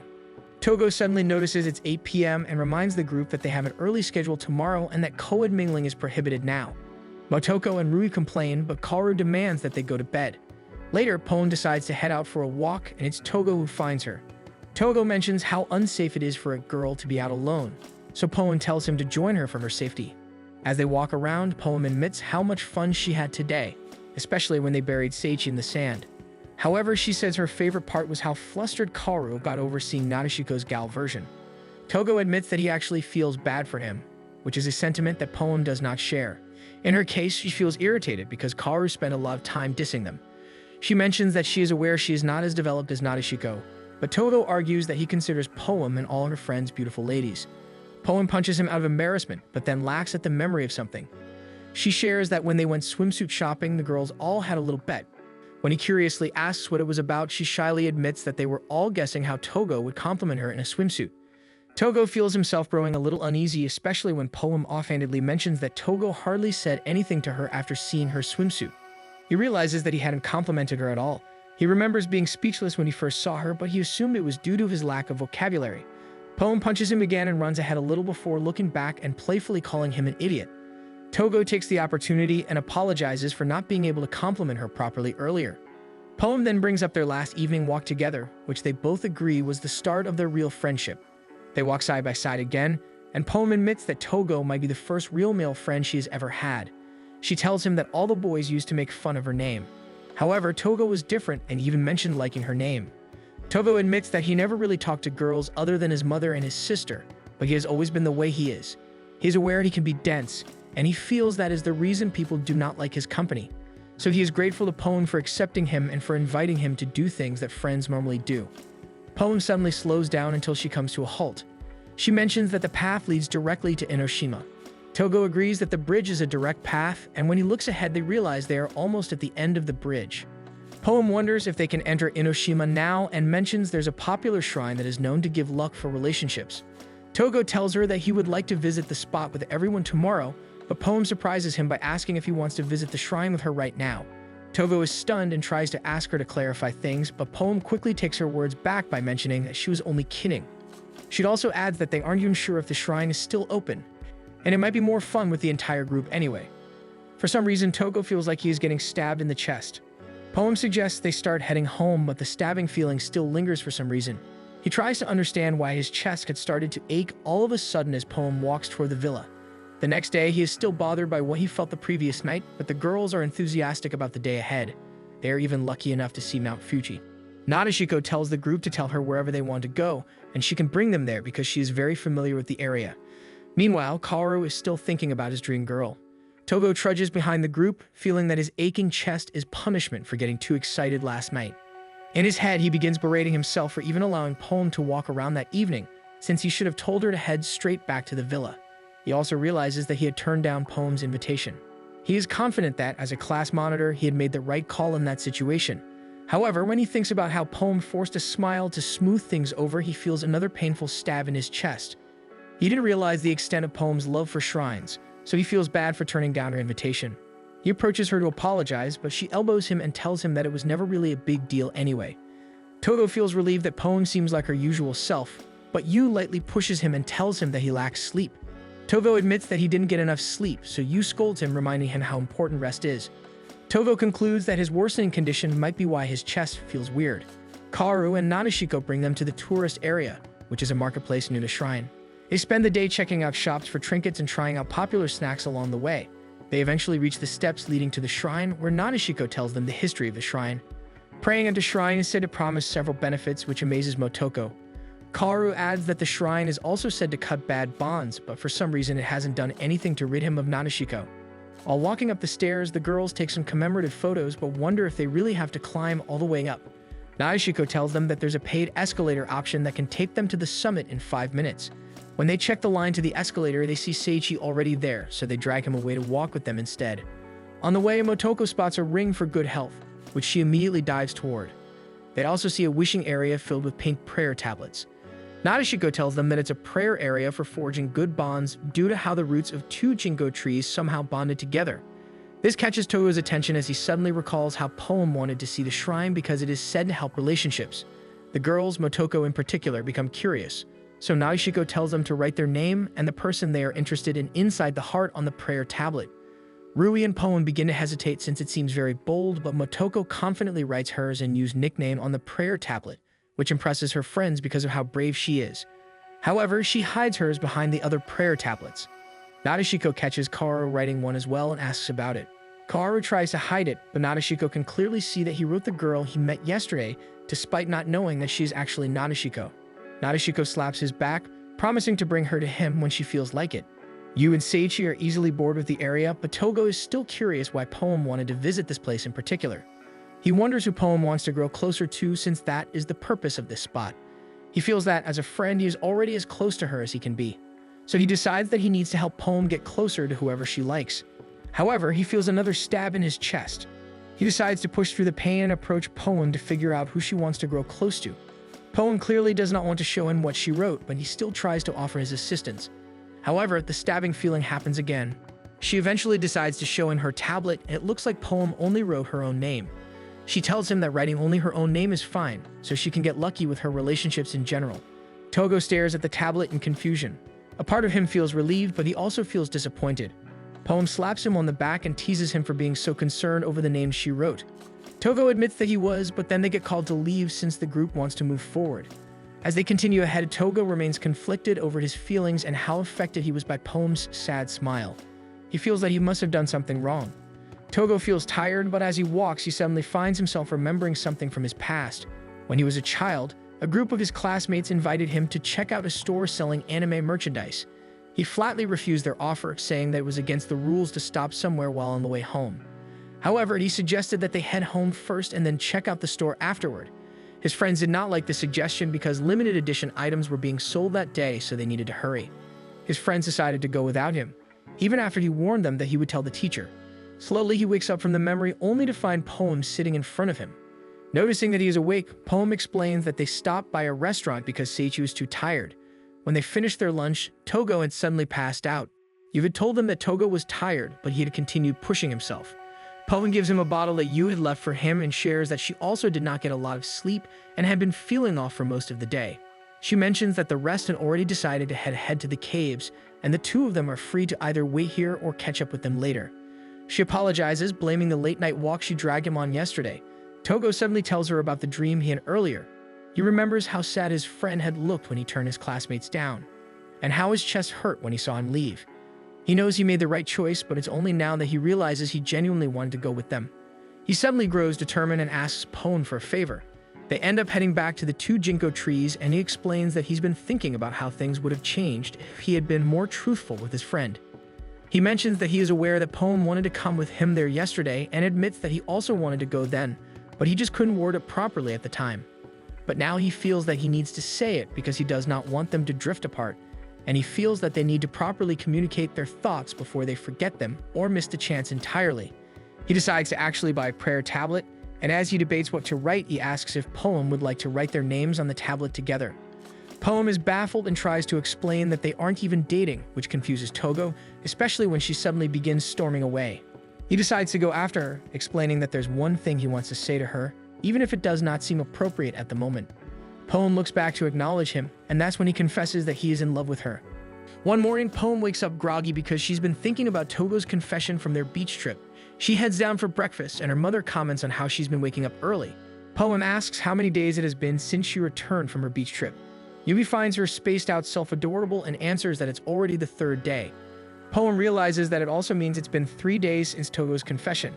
She then gets frustrated because it was also the last time she had heard from him. After his confession, he pretended like things were normal and chatted with Poem and the others as usual. Meanwhile, she had a hard time even getting any words out. When they were finally back in town, Togo bid her farewell and hadn't said anything else about his confession. The entire thing is frustrating to her because it left her hanging. So she decides to confront him later because it's been irritating her. Togo greets her like nothing is wrong and asks why she looks angry while standing in front of his house. Poem asks what he is up to. Togo answers that he is doing his routine patrols since he was unable to do them when he went on the trip with her. She decides to walk around with him and thinks that she should just bring up his confession. However, when she's about to bring it up, Togo gets distracted because he spots people breaking the rules. When he returns to Poem, she feels she has lost the momentum to ask her question. She tries to bring up their trip, but it doesn't really get across. He thinks she is just asking how he enjoyed the trip, and he answers that he had more fun than he expected. He then mentions Inoshima, which makes Poem remember the confession. She feels like the way they are acting is not normal since it usually plays out differently in drama shows. Normally, they would need to discuss if they should date or not. She decides she needs to make things clear and begins asking about the confession, but Togo distracts himself with another violator. They stop by a park because Togo notices that Poem seems exhausted. He assumes it's partially due to the heat, so he leaves to buy them some drinks. Poem uses the time to think about her frustrations. She feels like she wasted the day since she was never able to ask him about the confession. Then something strikes her and she realizes that Togo might have meant that he loves her as a friend, which is very possible. She begins to feel like an idiot for expecting something, but then realizes she actually has no idea what she wants to happen between them. When Togo returns, he notices that Poem still seems unwell, but she denies feeling bad. Relieved, he hands her a drink and mentions the weather again. When he takes his seat and begins fanning himself, Poem looks his way and begins to wonder if she actually loves him, and if the reason is that he never made fun of her name. She begins to let her mind drift about her feelings for him. She then hears Togo complain about the heat again, which makes her curious. Upon closer inspection, she notices that he is actually blushing. Togo tries to explain that it's due to the heat. However, he quickly caves after a few seconds and admits that he lied.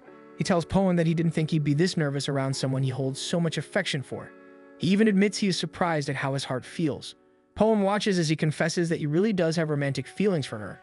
He mentions that after he confessed, he felt embarrassed and was struggling to keep things normal. He thought he had somehow managed, so it's amazing to him that Poem had seen right through him. Poem mentions how she finds it surprising with how normal Togo can be. She mentions that he is weird, but what he is feeling is something a completely normal person would feel. She smiles and gathers her confidence, then finally says that she loves him as well and offers that they start dating. When Togo just stares at her, she asks for his answer. Togo finally smiles and thanks her, expressing that he never knew he could be this happy from her answer. He tells her that he hopes they can enjoy their time together. He offers out his hand so they can officially start dating. Poem takes it, joking that he is weird for offering a handshake in this situation. He smiles almost shyly, realizing that his actions are not normal since he is new to dating. They walk out of the park and Poem tries to convince him to finally buy a smartphone so they can communicate like a normal couple would. One evening, Lyric gets a phone call and is surprised that it's from Kikuka. Kikuka tells her that she finally got a smartphone. She shares how tiring the entire experience was. She and Togo had gone to town earlier to buy the phone, and she had to sit around while Togo and the store clerk discussed the specifics, which took 8 hours. Lyric realizes Togo was likely the problem if it took that long. She also learns that Togo got himself a phone as well, and that getting smartphones was entirely his idea. Lyric finds the whole thing suspicious, so she invites Kikuka to go out with her tomorrow. The next day, Lyric waits for Poem to leave the house so she can secretly follow her. She finds her walking around the neighborhood with Togo, and at this point, Kikuka is already joining her. She and Kikuka keep a close eye on them, wanting to learn if they are actually dating. Neither of them had admitted to dating, so this is why the younger sisters have decided to confirm it themselves. They'd find their older siblings resting in the park and wonder if what they are doing counts as a date since Lyric finds it lazy. However, Kikuka mentions it's a nice location due to the breeze. Kikuka observes that Poem might be teaching Togo how to use his smartphone.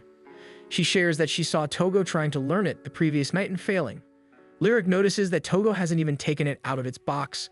Looking at how anxious Togo is and how Poem is trying to explain things, Lyric already predicts that this will take some time. So she decides that she should help Kikuka get used to her phone as well. As they set up her phone, Lyric asks how Kikuka is studying for the entrance exams. Kikuka admits she hasn't done much studying, but she's looking forward to high school. She begins talking about how they could even go to school together and how clubs would work out for them. Shyly, she even wonders if they'll fall in love in high school. Lyric looks at Togo and Poem, then tells Kikuka that she is sure that with how their siblings are, high school will be great for them. They decide to stop for now and head home. On the first day of the second term, Poem sees her friends before they enter the gate. Rui admits that she had a hard time since her manga club had a summer camp. Meanwhile, Motoko had summer classes. Rui notices that Poem had gotten incredibly tan and wonders if it means she enjoyed her break. Poem tries to hide the fact that she's been seeing Togo and mentions that she had just been walking around the neighborhood. Togo greets them as they approach the school, and he greets them in a warm manner. The previous night, Poem had asked Togo if they could keep their relationship a secret for now. She knew that her friends and Seichi would probably make fun of her. Instead of saying that, she told Togo that her friends were still single, and she would feel bad if she bragged about already having a boyfriend. Currently, she is watching her friends chat away with Togo. Togo notices and tries to wink at her, but it looks horrible. Rui then notices that Togo is also fairly tan from the break and mentions that he now matches Poem. Poem tries to deny spending time together, but it is obvious from how Togo looks that she is lying. Poem grabs him and pushes him against a tree. He apologizes, reasoning that he was just caught off guard by how they managed to guess. Seichi and Yu also come up to them to talk, noticing that there is a big commotion in their group. Seichi mumbles that this is the worst possible way to start the new semester because he had to see Yu in the morning and witness a married couple fighting. Poem overhears him and runs up to punch Seichi but accidentally punches Yu instead. As they walk to class, Rui and Motoko tease Poem for acting suspiciously and ask if anything happened with Togo. Before Poem can say anything, they overhear Togo scolding a couple for having an illicit relationship. The couple is annoyed, saying that the school should not forbid people from dating. Instead of rejecting the idea, Togo admits that he knows how it feels. He tells them that as long as their relationship is pure, they have nothing to worry about because the school is very specific about what is allowed. He tells them to prove that their relationship has no ill intent and he can let them slide. However, the couple begins feeling embarrassed at being put on the spot. Togo then announces that he can confidently say that his own relationship is pure. He mentions how fond he and his partner are of each other and that he is sure he wants to marry her someday. He even adds that he can already picture having a family with her. All of this embarrasses Poem so much that she kicks him to get him to stop. Later, after school, they meet up so they can walk home together. Both of them agree that the day has been tiring since it was not easy keeping their secret. Poem admits that it was her fault and that she should never have asked Togo to keep it a secret. She was aware that he is honest to a fault, so it was too much of a request in the first place. Togo realizes that this is actually the first time he has ever had to keep a secret. However, he mentions that if it is for Poem, he will keep their relationship a secret for however long she wants because he wants to prove how serious he is about her. Poem feels touched by his honesty and tells him not to keep it a secret anymore. She feels it is not worth putting that kind of strain on her boyfriend. Togo smiles and Poem gradually becomes more embarrassed about what she said as she realizes that she just called him her boyfriend for the first time. In the past, Togo had a childhood friend named Makoto. One day, Makoto brought a toy to school, so Togo told the teachers about it, which led to the toy being confiscated. The teacher told Makoto that he would return the toy after school, so Makoto waited until everyone had already gone home. However, the teacher never returned it. Togo ended up finding the toy and returned it to Makoto, explaining that the teacher had forgotten all about it and had already left. When Togo was about to leave, Makoto asked if he found it funny that she had brought a girly toy to school. Togo answered that he did not because he and Kikuko watched the series every week. Makoto was shocked, but decided that, at the end of the day, Togo was probably one of the kindest people she knew. They spent almost every day together after that. However, during one incident, Makoto and some other classmates wanted to buy anime merchandise. She invited Togo along, but he refused because the group planned to go directly after school. Togo reported them to the teachers, so they were scolded for violating the rules. After that, Makoto and Togo gradually drifted apart. Currently, Makoto wonders why her thoughts have drifted back to Togo. She had assumed she had already forgotten about him. However, she finds herself curious about how Togo is doing now and whether he managed to make friends. She is surprised when she recognizes him walking on the opposite platform in the station. She is about to call out to him, but then notices Poem. She stops and realizes that Togo has not only made new friends, but now has a girlfriend as well. One day, Poem and her friends are looking forward to the school's cultural festival. Rui mentions that the manga club is scrambling to get ready, while Motoko is the most excited because she spent a lot of her middle school years visiting other schools to attend cultural festivals. Rui and Poem also realize that this means they are going to have a cultural festival committee executive. They both hope it won't be another klutz like the 3 executives they already know. Motoko then decides that now is the time to reveal herself as the committee executive. She proudly declares herself the representative for her class, and her friends immediately worry about how she'll handle it since she has a tendency to go overboard. She urges the class to give her their ideas so they can create the best cultural festival ever. Her classmates shout out the usual cultural festival ideas, but Motoko dismisses them all as amateur suggestions, which immediately makes everyone complain. Motoko tells them to calm down and explains that she spent most of middle school studying cultural festivals. According to her research, the cultural festival provides the highest chance for love to blossom among students, so she thinks they should ride that trend and host a prom dance party. Some of the girls become interested because they've heard of prom before. Rui explains that it's popular in America, where students ask someone to be their prom partner. A number of the boys complain because they don't want to be the ones doing the asking. Motoko immediately fixes that issue by declaring that for their version, anyone can ask anyone regardless of gender. She even prepared special cards for everyone to pass around during the festival. The idea is that students have to find people with the traits written on their cards and ask them to the prom. Motoko dramatically calls it fate and claims that if they bring their fated partner to prom and fall in love, they might even win the king and queen titles along with the luxury prize. One boy asks whether students can still ask the person they actually want to go with. Motoko says that they can simply trade cards with someone else, then they'll be free to ask the person they want.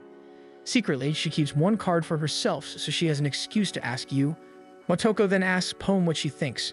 Poem admits she isn't against the idea of a prom, but it sounds too ambitious for a single class to handle alone. They don't notice that Nadeshiko has been listening from the hallway until she suddenly bursts into the room and offers her help.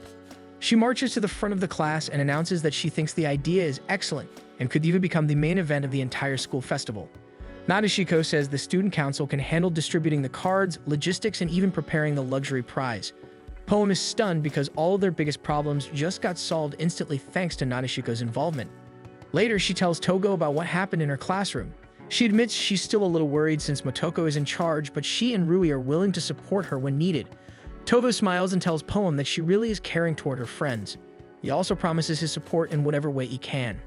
He then tries to imagine what prom would actually be like and asks if it's similar to a ballroom dance. Poem admits she isn't completely sure either, but says that boys and girls will probably be holding hands a lot and dancing close together. As she says this, she suddenly realizes that she and Togo had shaken hands before and she punches him all the time, but they've never really held hands properly.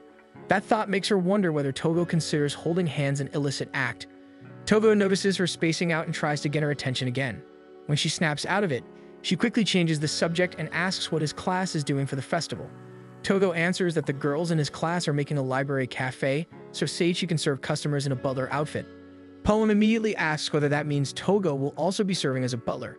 Togo says he won't be participating in his class because he has duties to patrol the school during the festival. Poem realizes that means he won't have much free time. However, Togo promises that he'll make time so they can walk around the festival together. He quietly admits that he's really looking forward to spending the festival with the person he loves. Poem blushes and admits she feels the same way. Meanwhile, Kaoru is secretly having people search for the mysterious girl from the beach trip. However, he grows frustrated when nobody can find her. He feels pathetic for wasting his final year of high school searching for a girl whose name he doesn't even know. As he thinks about Nadeshiko's gal persona again, he tries convincing himself that he doesn't need to see her anymore. He reasons that, as the vice president, he cannot pursue an illicit relationship. And if love is this painful, then maybe he doesn't need it at all. The next day, Kaoru is finally informed about the prom event. He immediately declares it a terrible idea because it's basically one giant breeding ground for illicit relationships. Meanwhile, Poem and her friends are trying to ask Yu for help with the event when Togo enters the classroom looking for Motoko. He informs them that Kaoru wants to make adjustments to the prom. Poem immediately feels irritation rising and Togo notices it. Carefully, he explains that Kaoru does not want to cancel the event but wants to modify it so it will be safer and remain within school conduct. Togo explains that one of Kaoru's changes is banning close contact dancing. He also wants students to maintain a 2-meter distance from each other. The girls immediately protest that this is ridiculous. Togo continues explaining that Kaoru believes illicit relationships can spread like a virus, so he wants to minimize the venue and keep the event limited to a smaller group. Because of that, he wants them to cancel using the gymnasium and move the prom into an empty classroom instead. The girls complain loudly because they don't think they're doing anything against the rules. Poen asks Togo directly whether he truly believes their event goes against the school's standards. Togo freezes before answering. He remembers the earlier meeting with Kaoru, where all the class monitors were gathered and reminded of their duties during the school festival. They were told repeatedly that they must stop anything that could lead to students breaking school rules. Togo had even been ordered to lead the other class monitors. Now, clutching his armband, he carefully tells Poem and the others that as a class monitor, he has duties he must fulfill. Poem looks at him with disappointment and says that, in that case, they're enemies now since he's trying to stop their event. She and the other girls turn to leave the room. Togo is shocked and tries to stop them, pleading for Poem to calm down so he can explain properly. However, Poem punches him and tells him not to address her by her first name. Then she storms away angrily with Rui and Motoko. She tells her friends not to worry about her, but deep down she feels betrayed because Togo promised to support her, only to end up opposing her event instead. During preparation week, the school becomes lively as students rush to put up decorations and prepare their stalls and events.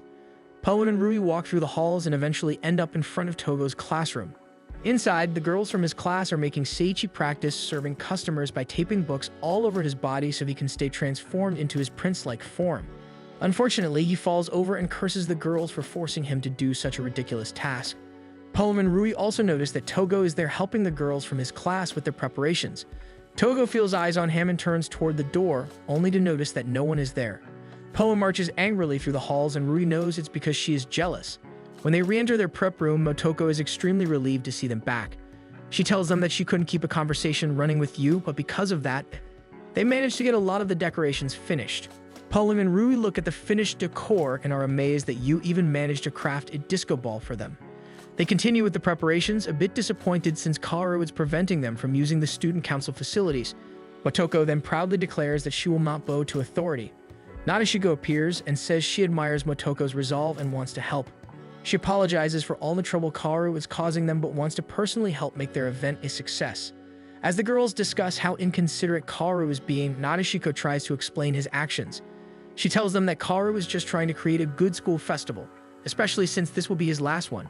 She apologizes to the girls because as student council president, she could have simply prevented Kaoru from making all those rules. However, she wants to create a festival that Kaoru can also be proud of. So instead of forcing him, she wants to convince him that the prom idea would be a great change for the school. The girls then look at her mischievously and begin gossiping about how she gives Kaoru a lot of special treatment. Yu tries to drown out their chatter by focusing on his work. Nadeshiko considers everything the girls say and admits that they might be right, and maybe she does hold affection toward Kaoru. However, she points out that Kaoru does not even view her as a woman. They begin talking about relationships and eventually start discussing how Poem and Togo started dating. Eventually, all of this irritates Yu because he notices that some of the cutouts look horrible. Nadeshiko apologizes, reasoning that she is not very dexterous. Poem tries to shift the topic so Yu will be included in the conversation instead. She asks about his middle school years since she overheard that Nadeshiko once beat him and his old group up. Nadeshiko smiles and shares that she did do that, and after that incident, Yu reformed and became the health representative when they entered high school. Yu is mad about his past getting revealed, but does not deny that he was defeated by Nadeshiko. Poem urges him to tell the story, mentioning that Motoko really wants to hear it. He decides to calm himself and starts talking about his past. 3 years ago, he and his group were fearless, especially him, since he was usually the one who started fights, even against older gangs. However, during one of his gang fights, Nadeshiko came plowing through and knocked down every delinquent in her path, including him. Pummeled into the ground, he seriously thought that would be the end of him. He tried to move, but his body was too beaten up to do anything. A strange man in a white coat approached him and informed him that he had already called an ambulance. In the meantime, he offered to give first aid and stay with him. Those were the last words Yu remembered before passing out. When he awoke, he was in a hospital bed. He realized that anyone could break things, but saving people the way that man had saved him was something he wanted to do. He proudly tells the group that he decided to don the white coat and become the health representative because he aspires to be like the man who saved him, and Nadeshiko had nothing to do with it. Nadeshiko points out that she was still largely responsible for causing the meeting, so in a way, you should still thank her. The two begin arguing over it, and Poem comments that she wonders who that man was. Their conversation can be heard from outside the room where Togo is standing. He stares through the small opening in the door, wondering if he should head inside. Ultimately, he decides against joining them since he does not know what he can do for Poem right now. The days go by and the school remains as lively as ever as everyone prepares for the cultural festival. However, Poem and Togo have yet to make up since their fight. On the day of the festival, the school is buzzing with energy. Motoko is sneakily passing the cards she made to random students and invites them to bring their destined partners to the dance party. A class monitor eventually spots her, and she quickly leaves. Even Yu is helping her in his own menacing way when it comes to inviting people, but the hall monitors eventually find him too. Poem and the others regroup since they feel they invited a good number of students to the party. Yu mentions that the class monitors were really hounding them, so that's an indicator that Nadeshiko failed to convince Kaoru. Motoko tells the group that they should remain hopeful that Nadeshiko can still do something, since there is still time before the prom starts. This makes Poem and Rui feel positive again. Motoko also doesn't want the prom to be a failure because she saved Yu's card for herself. Poem and Rui realize they need to help out with their class and club. This leaves Motoko and Yu together. Yu suggests that they go around the festival together and promote the prom. He mentions not being really busy since he doesn't have to help his class today, and his work as the health representative is slow. He begins moving ahead and urges Motoko to follow him. Meanwhile, Seichi is welcoming girls to his class at cafe. In Poem's class at Haunted House, Poem promotes the attraction outside while dressed as a cat girl. Yumi and Lyric find her costume amusing and want a photo as a keepsake. However, Poem grabs their phones and says that photos are not allowed. Yumi believes that Poem is upset because they call her cute when she is supposed to be scary. Lyric tells Poem that she looks good and should show the costume to Togo. She imagines Poem getting embarrassed, but is surprised when Poem becomes furious at the idea of showing herself to Togo. Yui decides that they will go to other parts of the festival, but lets Poem know to contact them if she spots Rhyme, since they got separated. Rhyme is actually wandering around the festival without a phone. He forgot it at home and got separated from his family because he wanted to help a lost kid. However, the child was too scared and ran away. He knows that if he reaches Poem's classroom, he can reunite with his family, but he doesn't even know where Poem's class is located. He laments the many duties and problems he has as her father. Then his thoughts drift to Togo, who once claimed to be Poem's friend. However, Rhyme is convinced that Togo is after Poem because no one can resist Poem's charm. As a father, he knows he needs to keep Poem away from bad men, so he plans on confronting Togo. He then spots a club room hosting a freestyle rap competition. Taking a look inside, he notices it is the same group of students from the streets many days ago. It seems they actually formed an official club at school. The energy is high as they announce the winner and welcome spontaneous entries. Rhyme suddenly has the urge to join, but stops himself because he needs to prioritize finding Togo, so he decides to take his leave. However, Shogo walks in and blocks his path. Shogo wanted to see what the commotion was about and is unimpressed because it sounds like people are just insulting each other. He feels that the school has low standards. Rhyme gets mad and asks Shogo to repeat himself. Shogo does not flinch and simply states that he is sharing his impression because he has a son who studies here. However, he apologizes if his words offended Rhyme. Rhyme says that he is entitled to his opinions, but he should be mindful of where he shares them. The club members notice them arguing and get the impression that they are about to have a rap battle. They'd offer both men a microphone. Rhyme doesn't hesitate to grab the mic and even borrows a hat from a student. He intends to show Shogo how great freestyle rap can be, so he challenges him to join him on stage. The referee explains that both contestants will perform 8-bar verses. When the battle begins, everyone is shocked as Rhyme delivers professional-level rapping. The students are blown away by his performance. What is even more surprising is that Shogo doesn't flinch and delivers his response with equal skill. The club members eagerly cheer for Rhyme to answer Shogo's chilling lyrics. In his response, Rhyme raps about how he feels Shogo's son is probably trapped by his father's ideals. He argues that school is about more than academics and discipline. The rap club can't help but resonate with his lyrics because they feel grateful for rap. Still, they are eager to hear Shogo's response. Shogo's response focuses on how it is a parent's duty to invest in their child's future, and he wonders how Rhyme raises his own children. Some students believe that Rhyme must be a great father because he understands young rappers so well. However, Rhyme pales as he thinks about how his own daughters don't really talk to him. Despite the battle being over, Rhyme raps about how he struggles to even exchange greetings with his children. However, he still believes that he can show his support. Shogo confesses that he somehow forgot what it means to be a true father and that his son actually has many failing grades. The students are shocked because they assumed his son would be an excellent student. The battle gradually turns into a heart-to-heart conversation. Shogo admits that he shouldn't have blamed the school for his son's failing grades. He apologizes to Rhyme, acknowledging that he was in the wrong. However, Rhyme apologizes for getting too heated and escalating the argument, so he is equally at fault. He takes Shogo's hand and says that they share the same concerns for their children and should simply do their best as fathers. At the handshake, the rap club cheers them on. Shogo leaves the club room and finds Kikuka and his wife, so they can see other parts of the school. As both women begin walking, Shogo takes a moment to look at the photo on his phone. A little later, Poem finishes her shift and wonders what she should do next. She considers meeting up with Motoko, but then stops herself because she feels Motoko is probably alone with you. She mumbles to herself, then notices that she actually is talking to herself a lot. She wonders if this is a habit because she is rarely alone. A memory resurfaces about Togo promising to spend some time with her during the festival. However, she knows that is no longer possible since they are still fighting. Meanwhile, Motoko and Yu go around promoting the prom. At a certain point, Motoko asks Yu if he's still okay because he might have committee work. However, he reassures her that no one has contacted him about injuries so he can still help her. Motoko is happy she gets to spend alone time with him, but doesn't know how to talk with him. When Yu yawns, she worries that she's boring him. She spots a kid crying, so she excuses herself to help him. After learning that the child got lost from his mother, Motoko offers to help him find his mother. Luckily, his mother runs up to them, and the situation is solved quickly. Yu observes them, but then notices that some guys are insulting the prom. Yu scolds them, but Motoko stops him from scaring them. She explains that there is bound to be some people who would make a joke about the prom. She admits that even if it's her own idea, she is aware it is a desperate call for romance. What matters to her is that those who attend will have fun and that at least one person will have the guts to confess. Yu watches as she explains herself and reminds her to let go. In another part of the school, Poem had been looking for Togo. She realizes it might be awkward to try to talk to him, especially since it's been a week since the fight started. She starts to wonder why she was even so mad at him in the first place. She's aware how seriously he takes the role as a class monitor, so how he had informed them was very in line with who he is. She is so lost in thought that she doesn't realize someone behind her bumps into her until she starts falling down the stairs. Luckily, her fall is broken by Shogo. Once she confirms she is alright, Shogo mentions that the boy who pushed her is clearly at fault, but he still reminds her to pay attention to her surroundings. Poem notices his features look oddly familiar. Shogo asks to see her foot and Poem immediately gets the wrong idea and refuses. Shogo calmly tells her that he wants to check her ankle in case it might be twisted. To prove he has no ill intentions, he shows her a white coat and says he is a doctor. Shogo decides that Poem has enough energy, so she is probably okay, and continues to walk away from her. Poem calls out to him and thanks him for saving her. Shogo is surprised that Poem can properly show appreciation, despite looking like an ill-mannered student.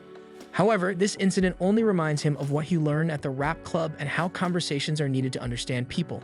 His words remind Poem that she needs to talk to Togo. Moments later, Yu and Motoko come running towards the stairs because Yu got word that someone fell. The students nearby tell him that the girl who fell is okay and was rescued by a man with a white coat. This makes you think it might be the man who had rescued him in middle school. Motoko catches up to him, but then receives a call from Nadeshiko. Nadeshiko informs her that she has found a way to convince Kaoru to lighten the restrictions on the prom. Kaoru walks around the halls angry due to many rules being broken, but gets a glimpse of Nadeshiko in her gal outfit. He tries to catch her, but is unable to find her. He is surprised when he finds his eyes covered, and a sultry voice asks him if he is searching for someone. Kaoru is shocked to realize she is his dream girl. They both make their way to the roof to talk. He admits that he had been searching for her and didn't know she was in this school.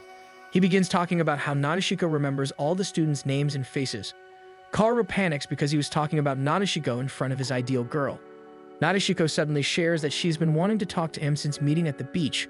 Her words excite him because it hints that he has a chance. He calms himself and starts introducing himself, so Nadeshiko decides to introduce herself as Hanako. They talk about the festival, and Nadeshiko invites him to walk with her, calling him by his first name. Kaoru feels elated. It's the same name Nadeshiko uses, but he feels happier when Hanako says it. He is about to agree, but realizes he will be a hypocrite if he does so. However, when he sees Hanako's expression, he decides to follow. The two walk around the school and enjoy the festival together. She even excitedly brings him to the manga club exhibit. Kaoru mentions he's been meaning to check them out because he heard their magazine was indecent, but from what he can tell, it's normal. He's shocked when he sees Narashiko cry after reading some pages. Seiichi is also there and is impressed with the content of the manga. One particular story catches his attention. While it is presented as the typical shonen manga, he can tell the BL themes behind it. He learns that the creator is a first-year named Rui, and wonders who that could be. When Rui gets called to help out with something, he turns and sees it's the same Rui who is friends with Poem. Later, Kaoru and Nadeshiko take a break, and Kaoru is amazed because Nadeshiko still looks so energized. He finds all her traits attractive, but also strangely nostalgic. Finally, Nadeshiko says she wants to join him at the prom later, and she shows him a card that says her partner needs to be a certain height, and it seems Kaoru matches it. Kaoru really wants to say yes to her, but is aware he cannot due to his position and stance on illicit relationships. When they hear the announcement of the party about to begin in the gymnasium, Kaoru makes a run for it and apologizes. In the gymnasium, Motoko welcomes everyone to the dance party. To start everything off, two professional dancers dance in front of the group, exciting them because they look good as they dance. Rui's impressed and commends Motoko for getting them, but apparently, Motoko only learned about them recently, as it was Nadeshiko who got them. Kaoru peeks through the door, cursing Nadeshiko and her friends for choosing the gymnasium as the area for the dance party. He bursts in and demands everyone stop, but then he ends up tripping inside. Nadeshiko, still dressed as Hanako, offers her hand to him. Kaoru is embarrassed and tries to explain that he is here to stop illicit relationships, but she just lifts him up and asks that they dance. Before them, several students had already started dancing in pairs and even among friends. In the midst of the crowd, Yu is there and thinks he sees Shogo, the one he's been looking for.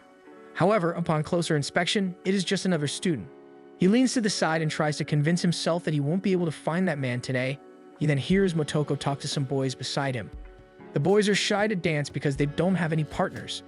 Motoko tells them not to worry because she can help pair them off, but the boys refuse, saying that they don't like forward girls like her. Motoko gets irritated and scares them off. Yu heads up to her and says she's putting too much of herself out there.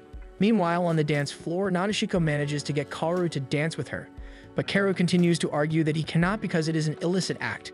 Nadeshiko tells him that it isn't any different from holding the hand of his female childhood friend. Kaoru mentions only holding hands with Nadeshiko as a child, someone he does not consider a girl. Nadeshiko stomps on his foot for that comment and asks what illicit relationships mean to him. Kaoru recites that it's something that hinders the healthy growth of men. Nadeshiko asks him what he means by that, so Kaoru grows nervous but explains that being smitten can cause a man to forget his studies or might make him space out more often. He also explains that due to that relationship, he might become mad for no reason or even sad. As he describes what illicit relationships can do, he realizes all of that happened to him right after meeting Hanako. He wonders what he feels about her now that he has found her again and even spent the entire day with her. He thinks he feels content, the complete opposite of what he described an illicit relationship to be.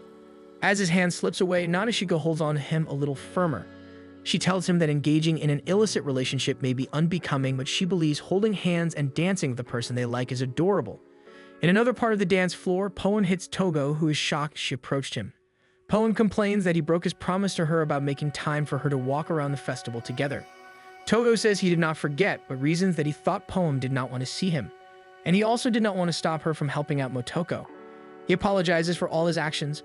Poem apologizes as well for being mad and ignoring him for days. She's aware of his duties as a class monitor, so she knew he was just being diligent. She also admits to being spoiled and assumed Togo would apologize if she stayed mad long enough. Togo is amazed by her explanation because he never knew being spoiled meant that. Poem gets embarrassed and reminds him that she is still mad because he broke their promise. Togo apologizes again and admits he was projecting. In truth, he was afraid to face her. Back with Motoko, she learns that Shogo is here at the school. Yu tries to pretend that he does not care, but Motoko can clearly tell that he wants to search for Shogo. Yu says that he won't and begins muttering that Shogo won't remember him anyway. Motoko looks over him, then realizes that Yu might actually be in love with this man. So she hands him her card and says that she is entrusting it to him, because she is an ally to every maiden in love. She tries to convince him to search for the man in the white coat as the card suggests while she handles his work. With Poen, Togo confesses that when they fought, he found himself questioning his position as a class monitor. Before, he would have agreed to anything that Kaoru would have said. However, now he feels different. Suddenly, he loudly declares that he is serious about dating her and that he truly believes he has no impure or ill intentions with her. Poen turns red and says that she is serious about him too, but he is barely making sense to her at the moment. He nervously admits that he's been wanting to touch her.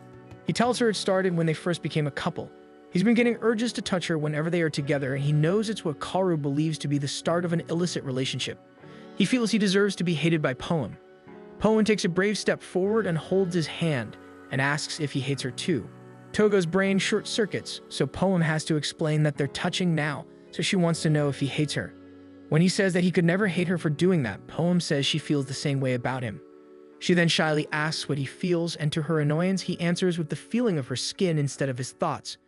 Togo tries again and says that he isn't sure if his thoughts about everything are impure, but he does feel immense happiness from being able to touch her, and he wants to believe that there is nothing bad about this feeling. Poem says that's good enough for now. Meanwhile, Yu is back in the middle of the dance floor searching for Shogo. He was apparently forced by Motoko to search for him. In another area, Lyric walks up to Kikuka, mentioning that she was about to contact her. She introduces her mother to Kikuka, then asks Kikuka where her parents are. Kikuka tells Lyric that they had left for work since they were suddenly called in. Shogo and his wife Kasumi are heading towards the exit. Kasumi points out that Shogo is suddenly wearing his white coat and that she finds it embarrassing to walk beside him if he chooses to wear it outside the hospital. Yu arrives at the same location, but because Shogo is no longer wearing his white coat, Yu cannot recognize him. Back in the gymnasium, Motoko takes the stage because it's time to announce the prom king and queen. Kaoru watches, but then realizes that Hanako is missing from his side. Motoko then reveals that the winning couple is Kaoru and Nanashiko. Kaoru is confused and shocked because suddenly Nanashiko is latched onto his arm and coaxing him onto the stage to receive their award. Rui watches with the crowd, understanding that this was the perfect plan to get Kaoru to accept the prom party. On stage, Kaoru is still in shock as Nanashiko waves at the crowd, thanking them for their win.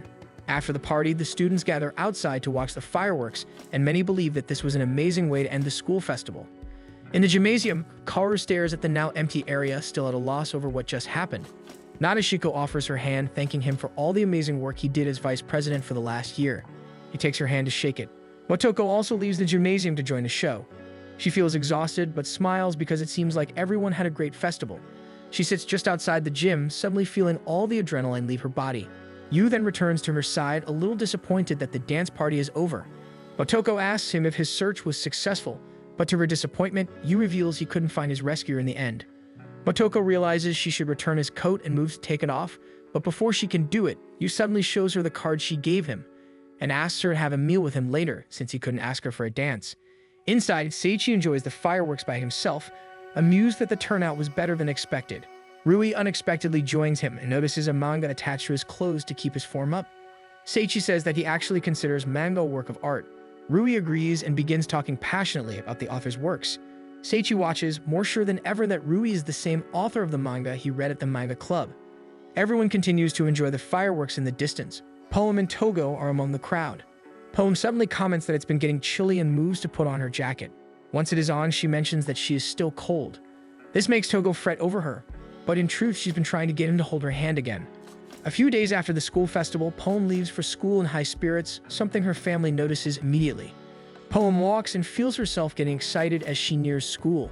She hears Togo's voice greeting students, and suddenly she feels self-conscious and checks how she looks and her odor. Togo spots her and goes up to greet her. Poem blushes and offers her own greeting. She feels herself real happy to see him in the morning and is surprised that she finds him cooler than usual these days. Togo mentions noticing that she's been arriving earlier, so Poem shares that she's just been waking up earlier.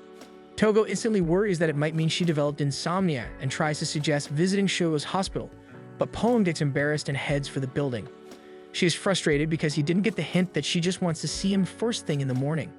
She vents to her friends who tease her about how well her relationship with Togo has been going. Motoko smiles because this means that her prom dance party was a huge success. Poem and Rui then decide it's Motoko's turn to get teased, because they know that Motoko had a private celebration with Yu. However, Motoko feels like she messed up big time during the after party. During dinner, she was so nervous that she accidentally flipped the okonomiyaki right onto Yu's face, creating a horrible mood. She accidentally bumps into him, and he gives her his usual angry look, which strikes fear into her soul. He begins shaking her, asking if she's always doing it on purpose to get into a fight. When he leaves, he gives her one more, reminding her to be more careful, and actually calls her by her last name.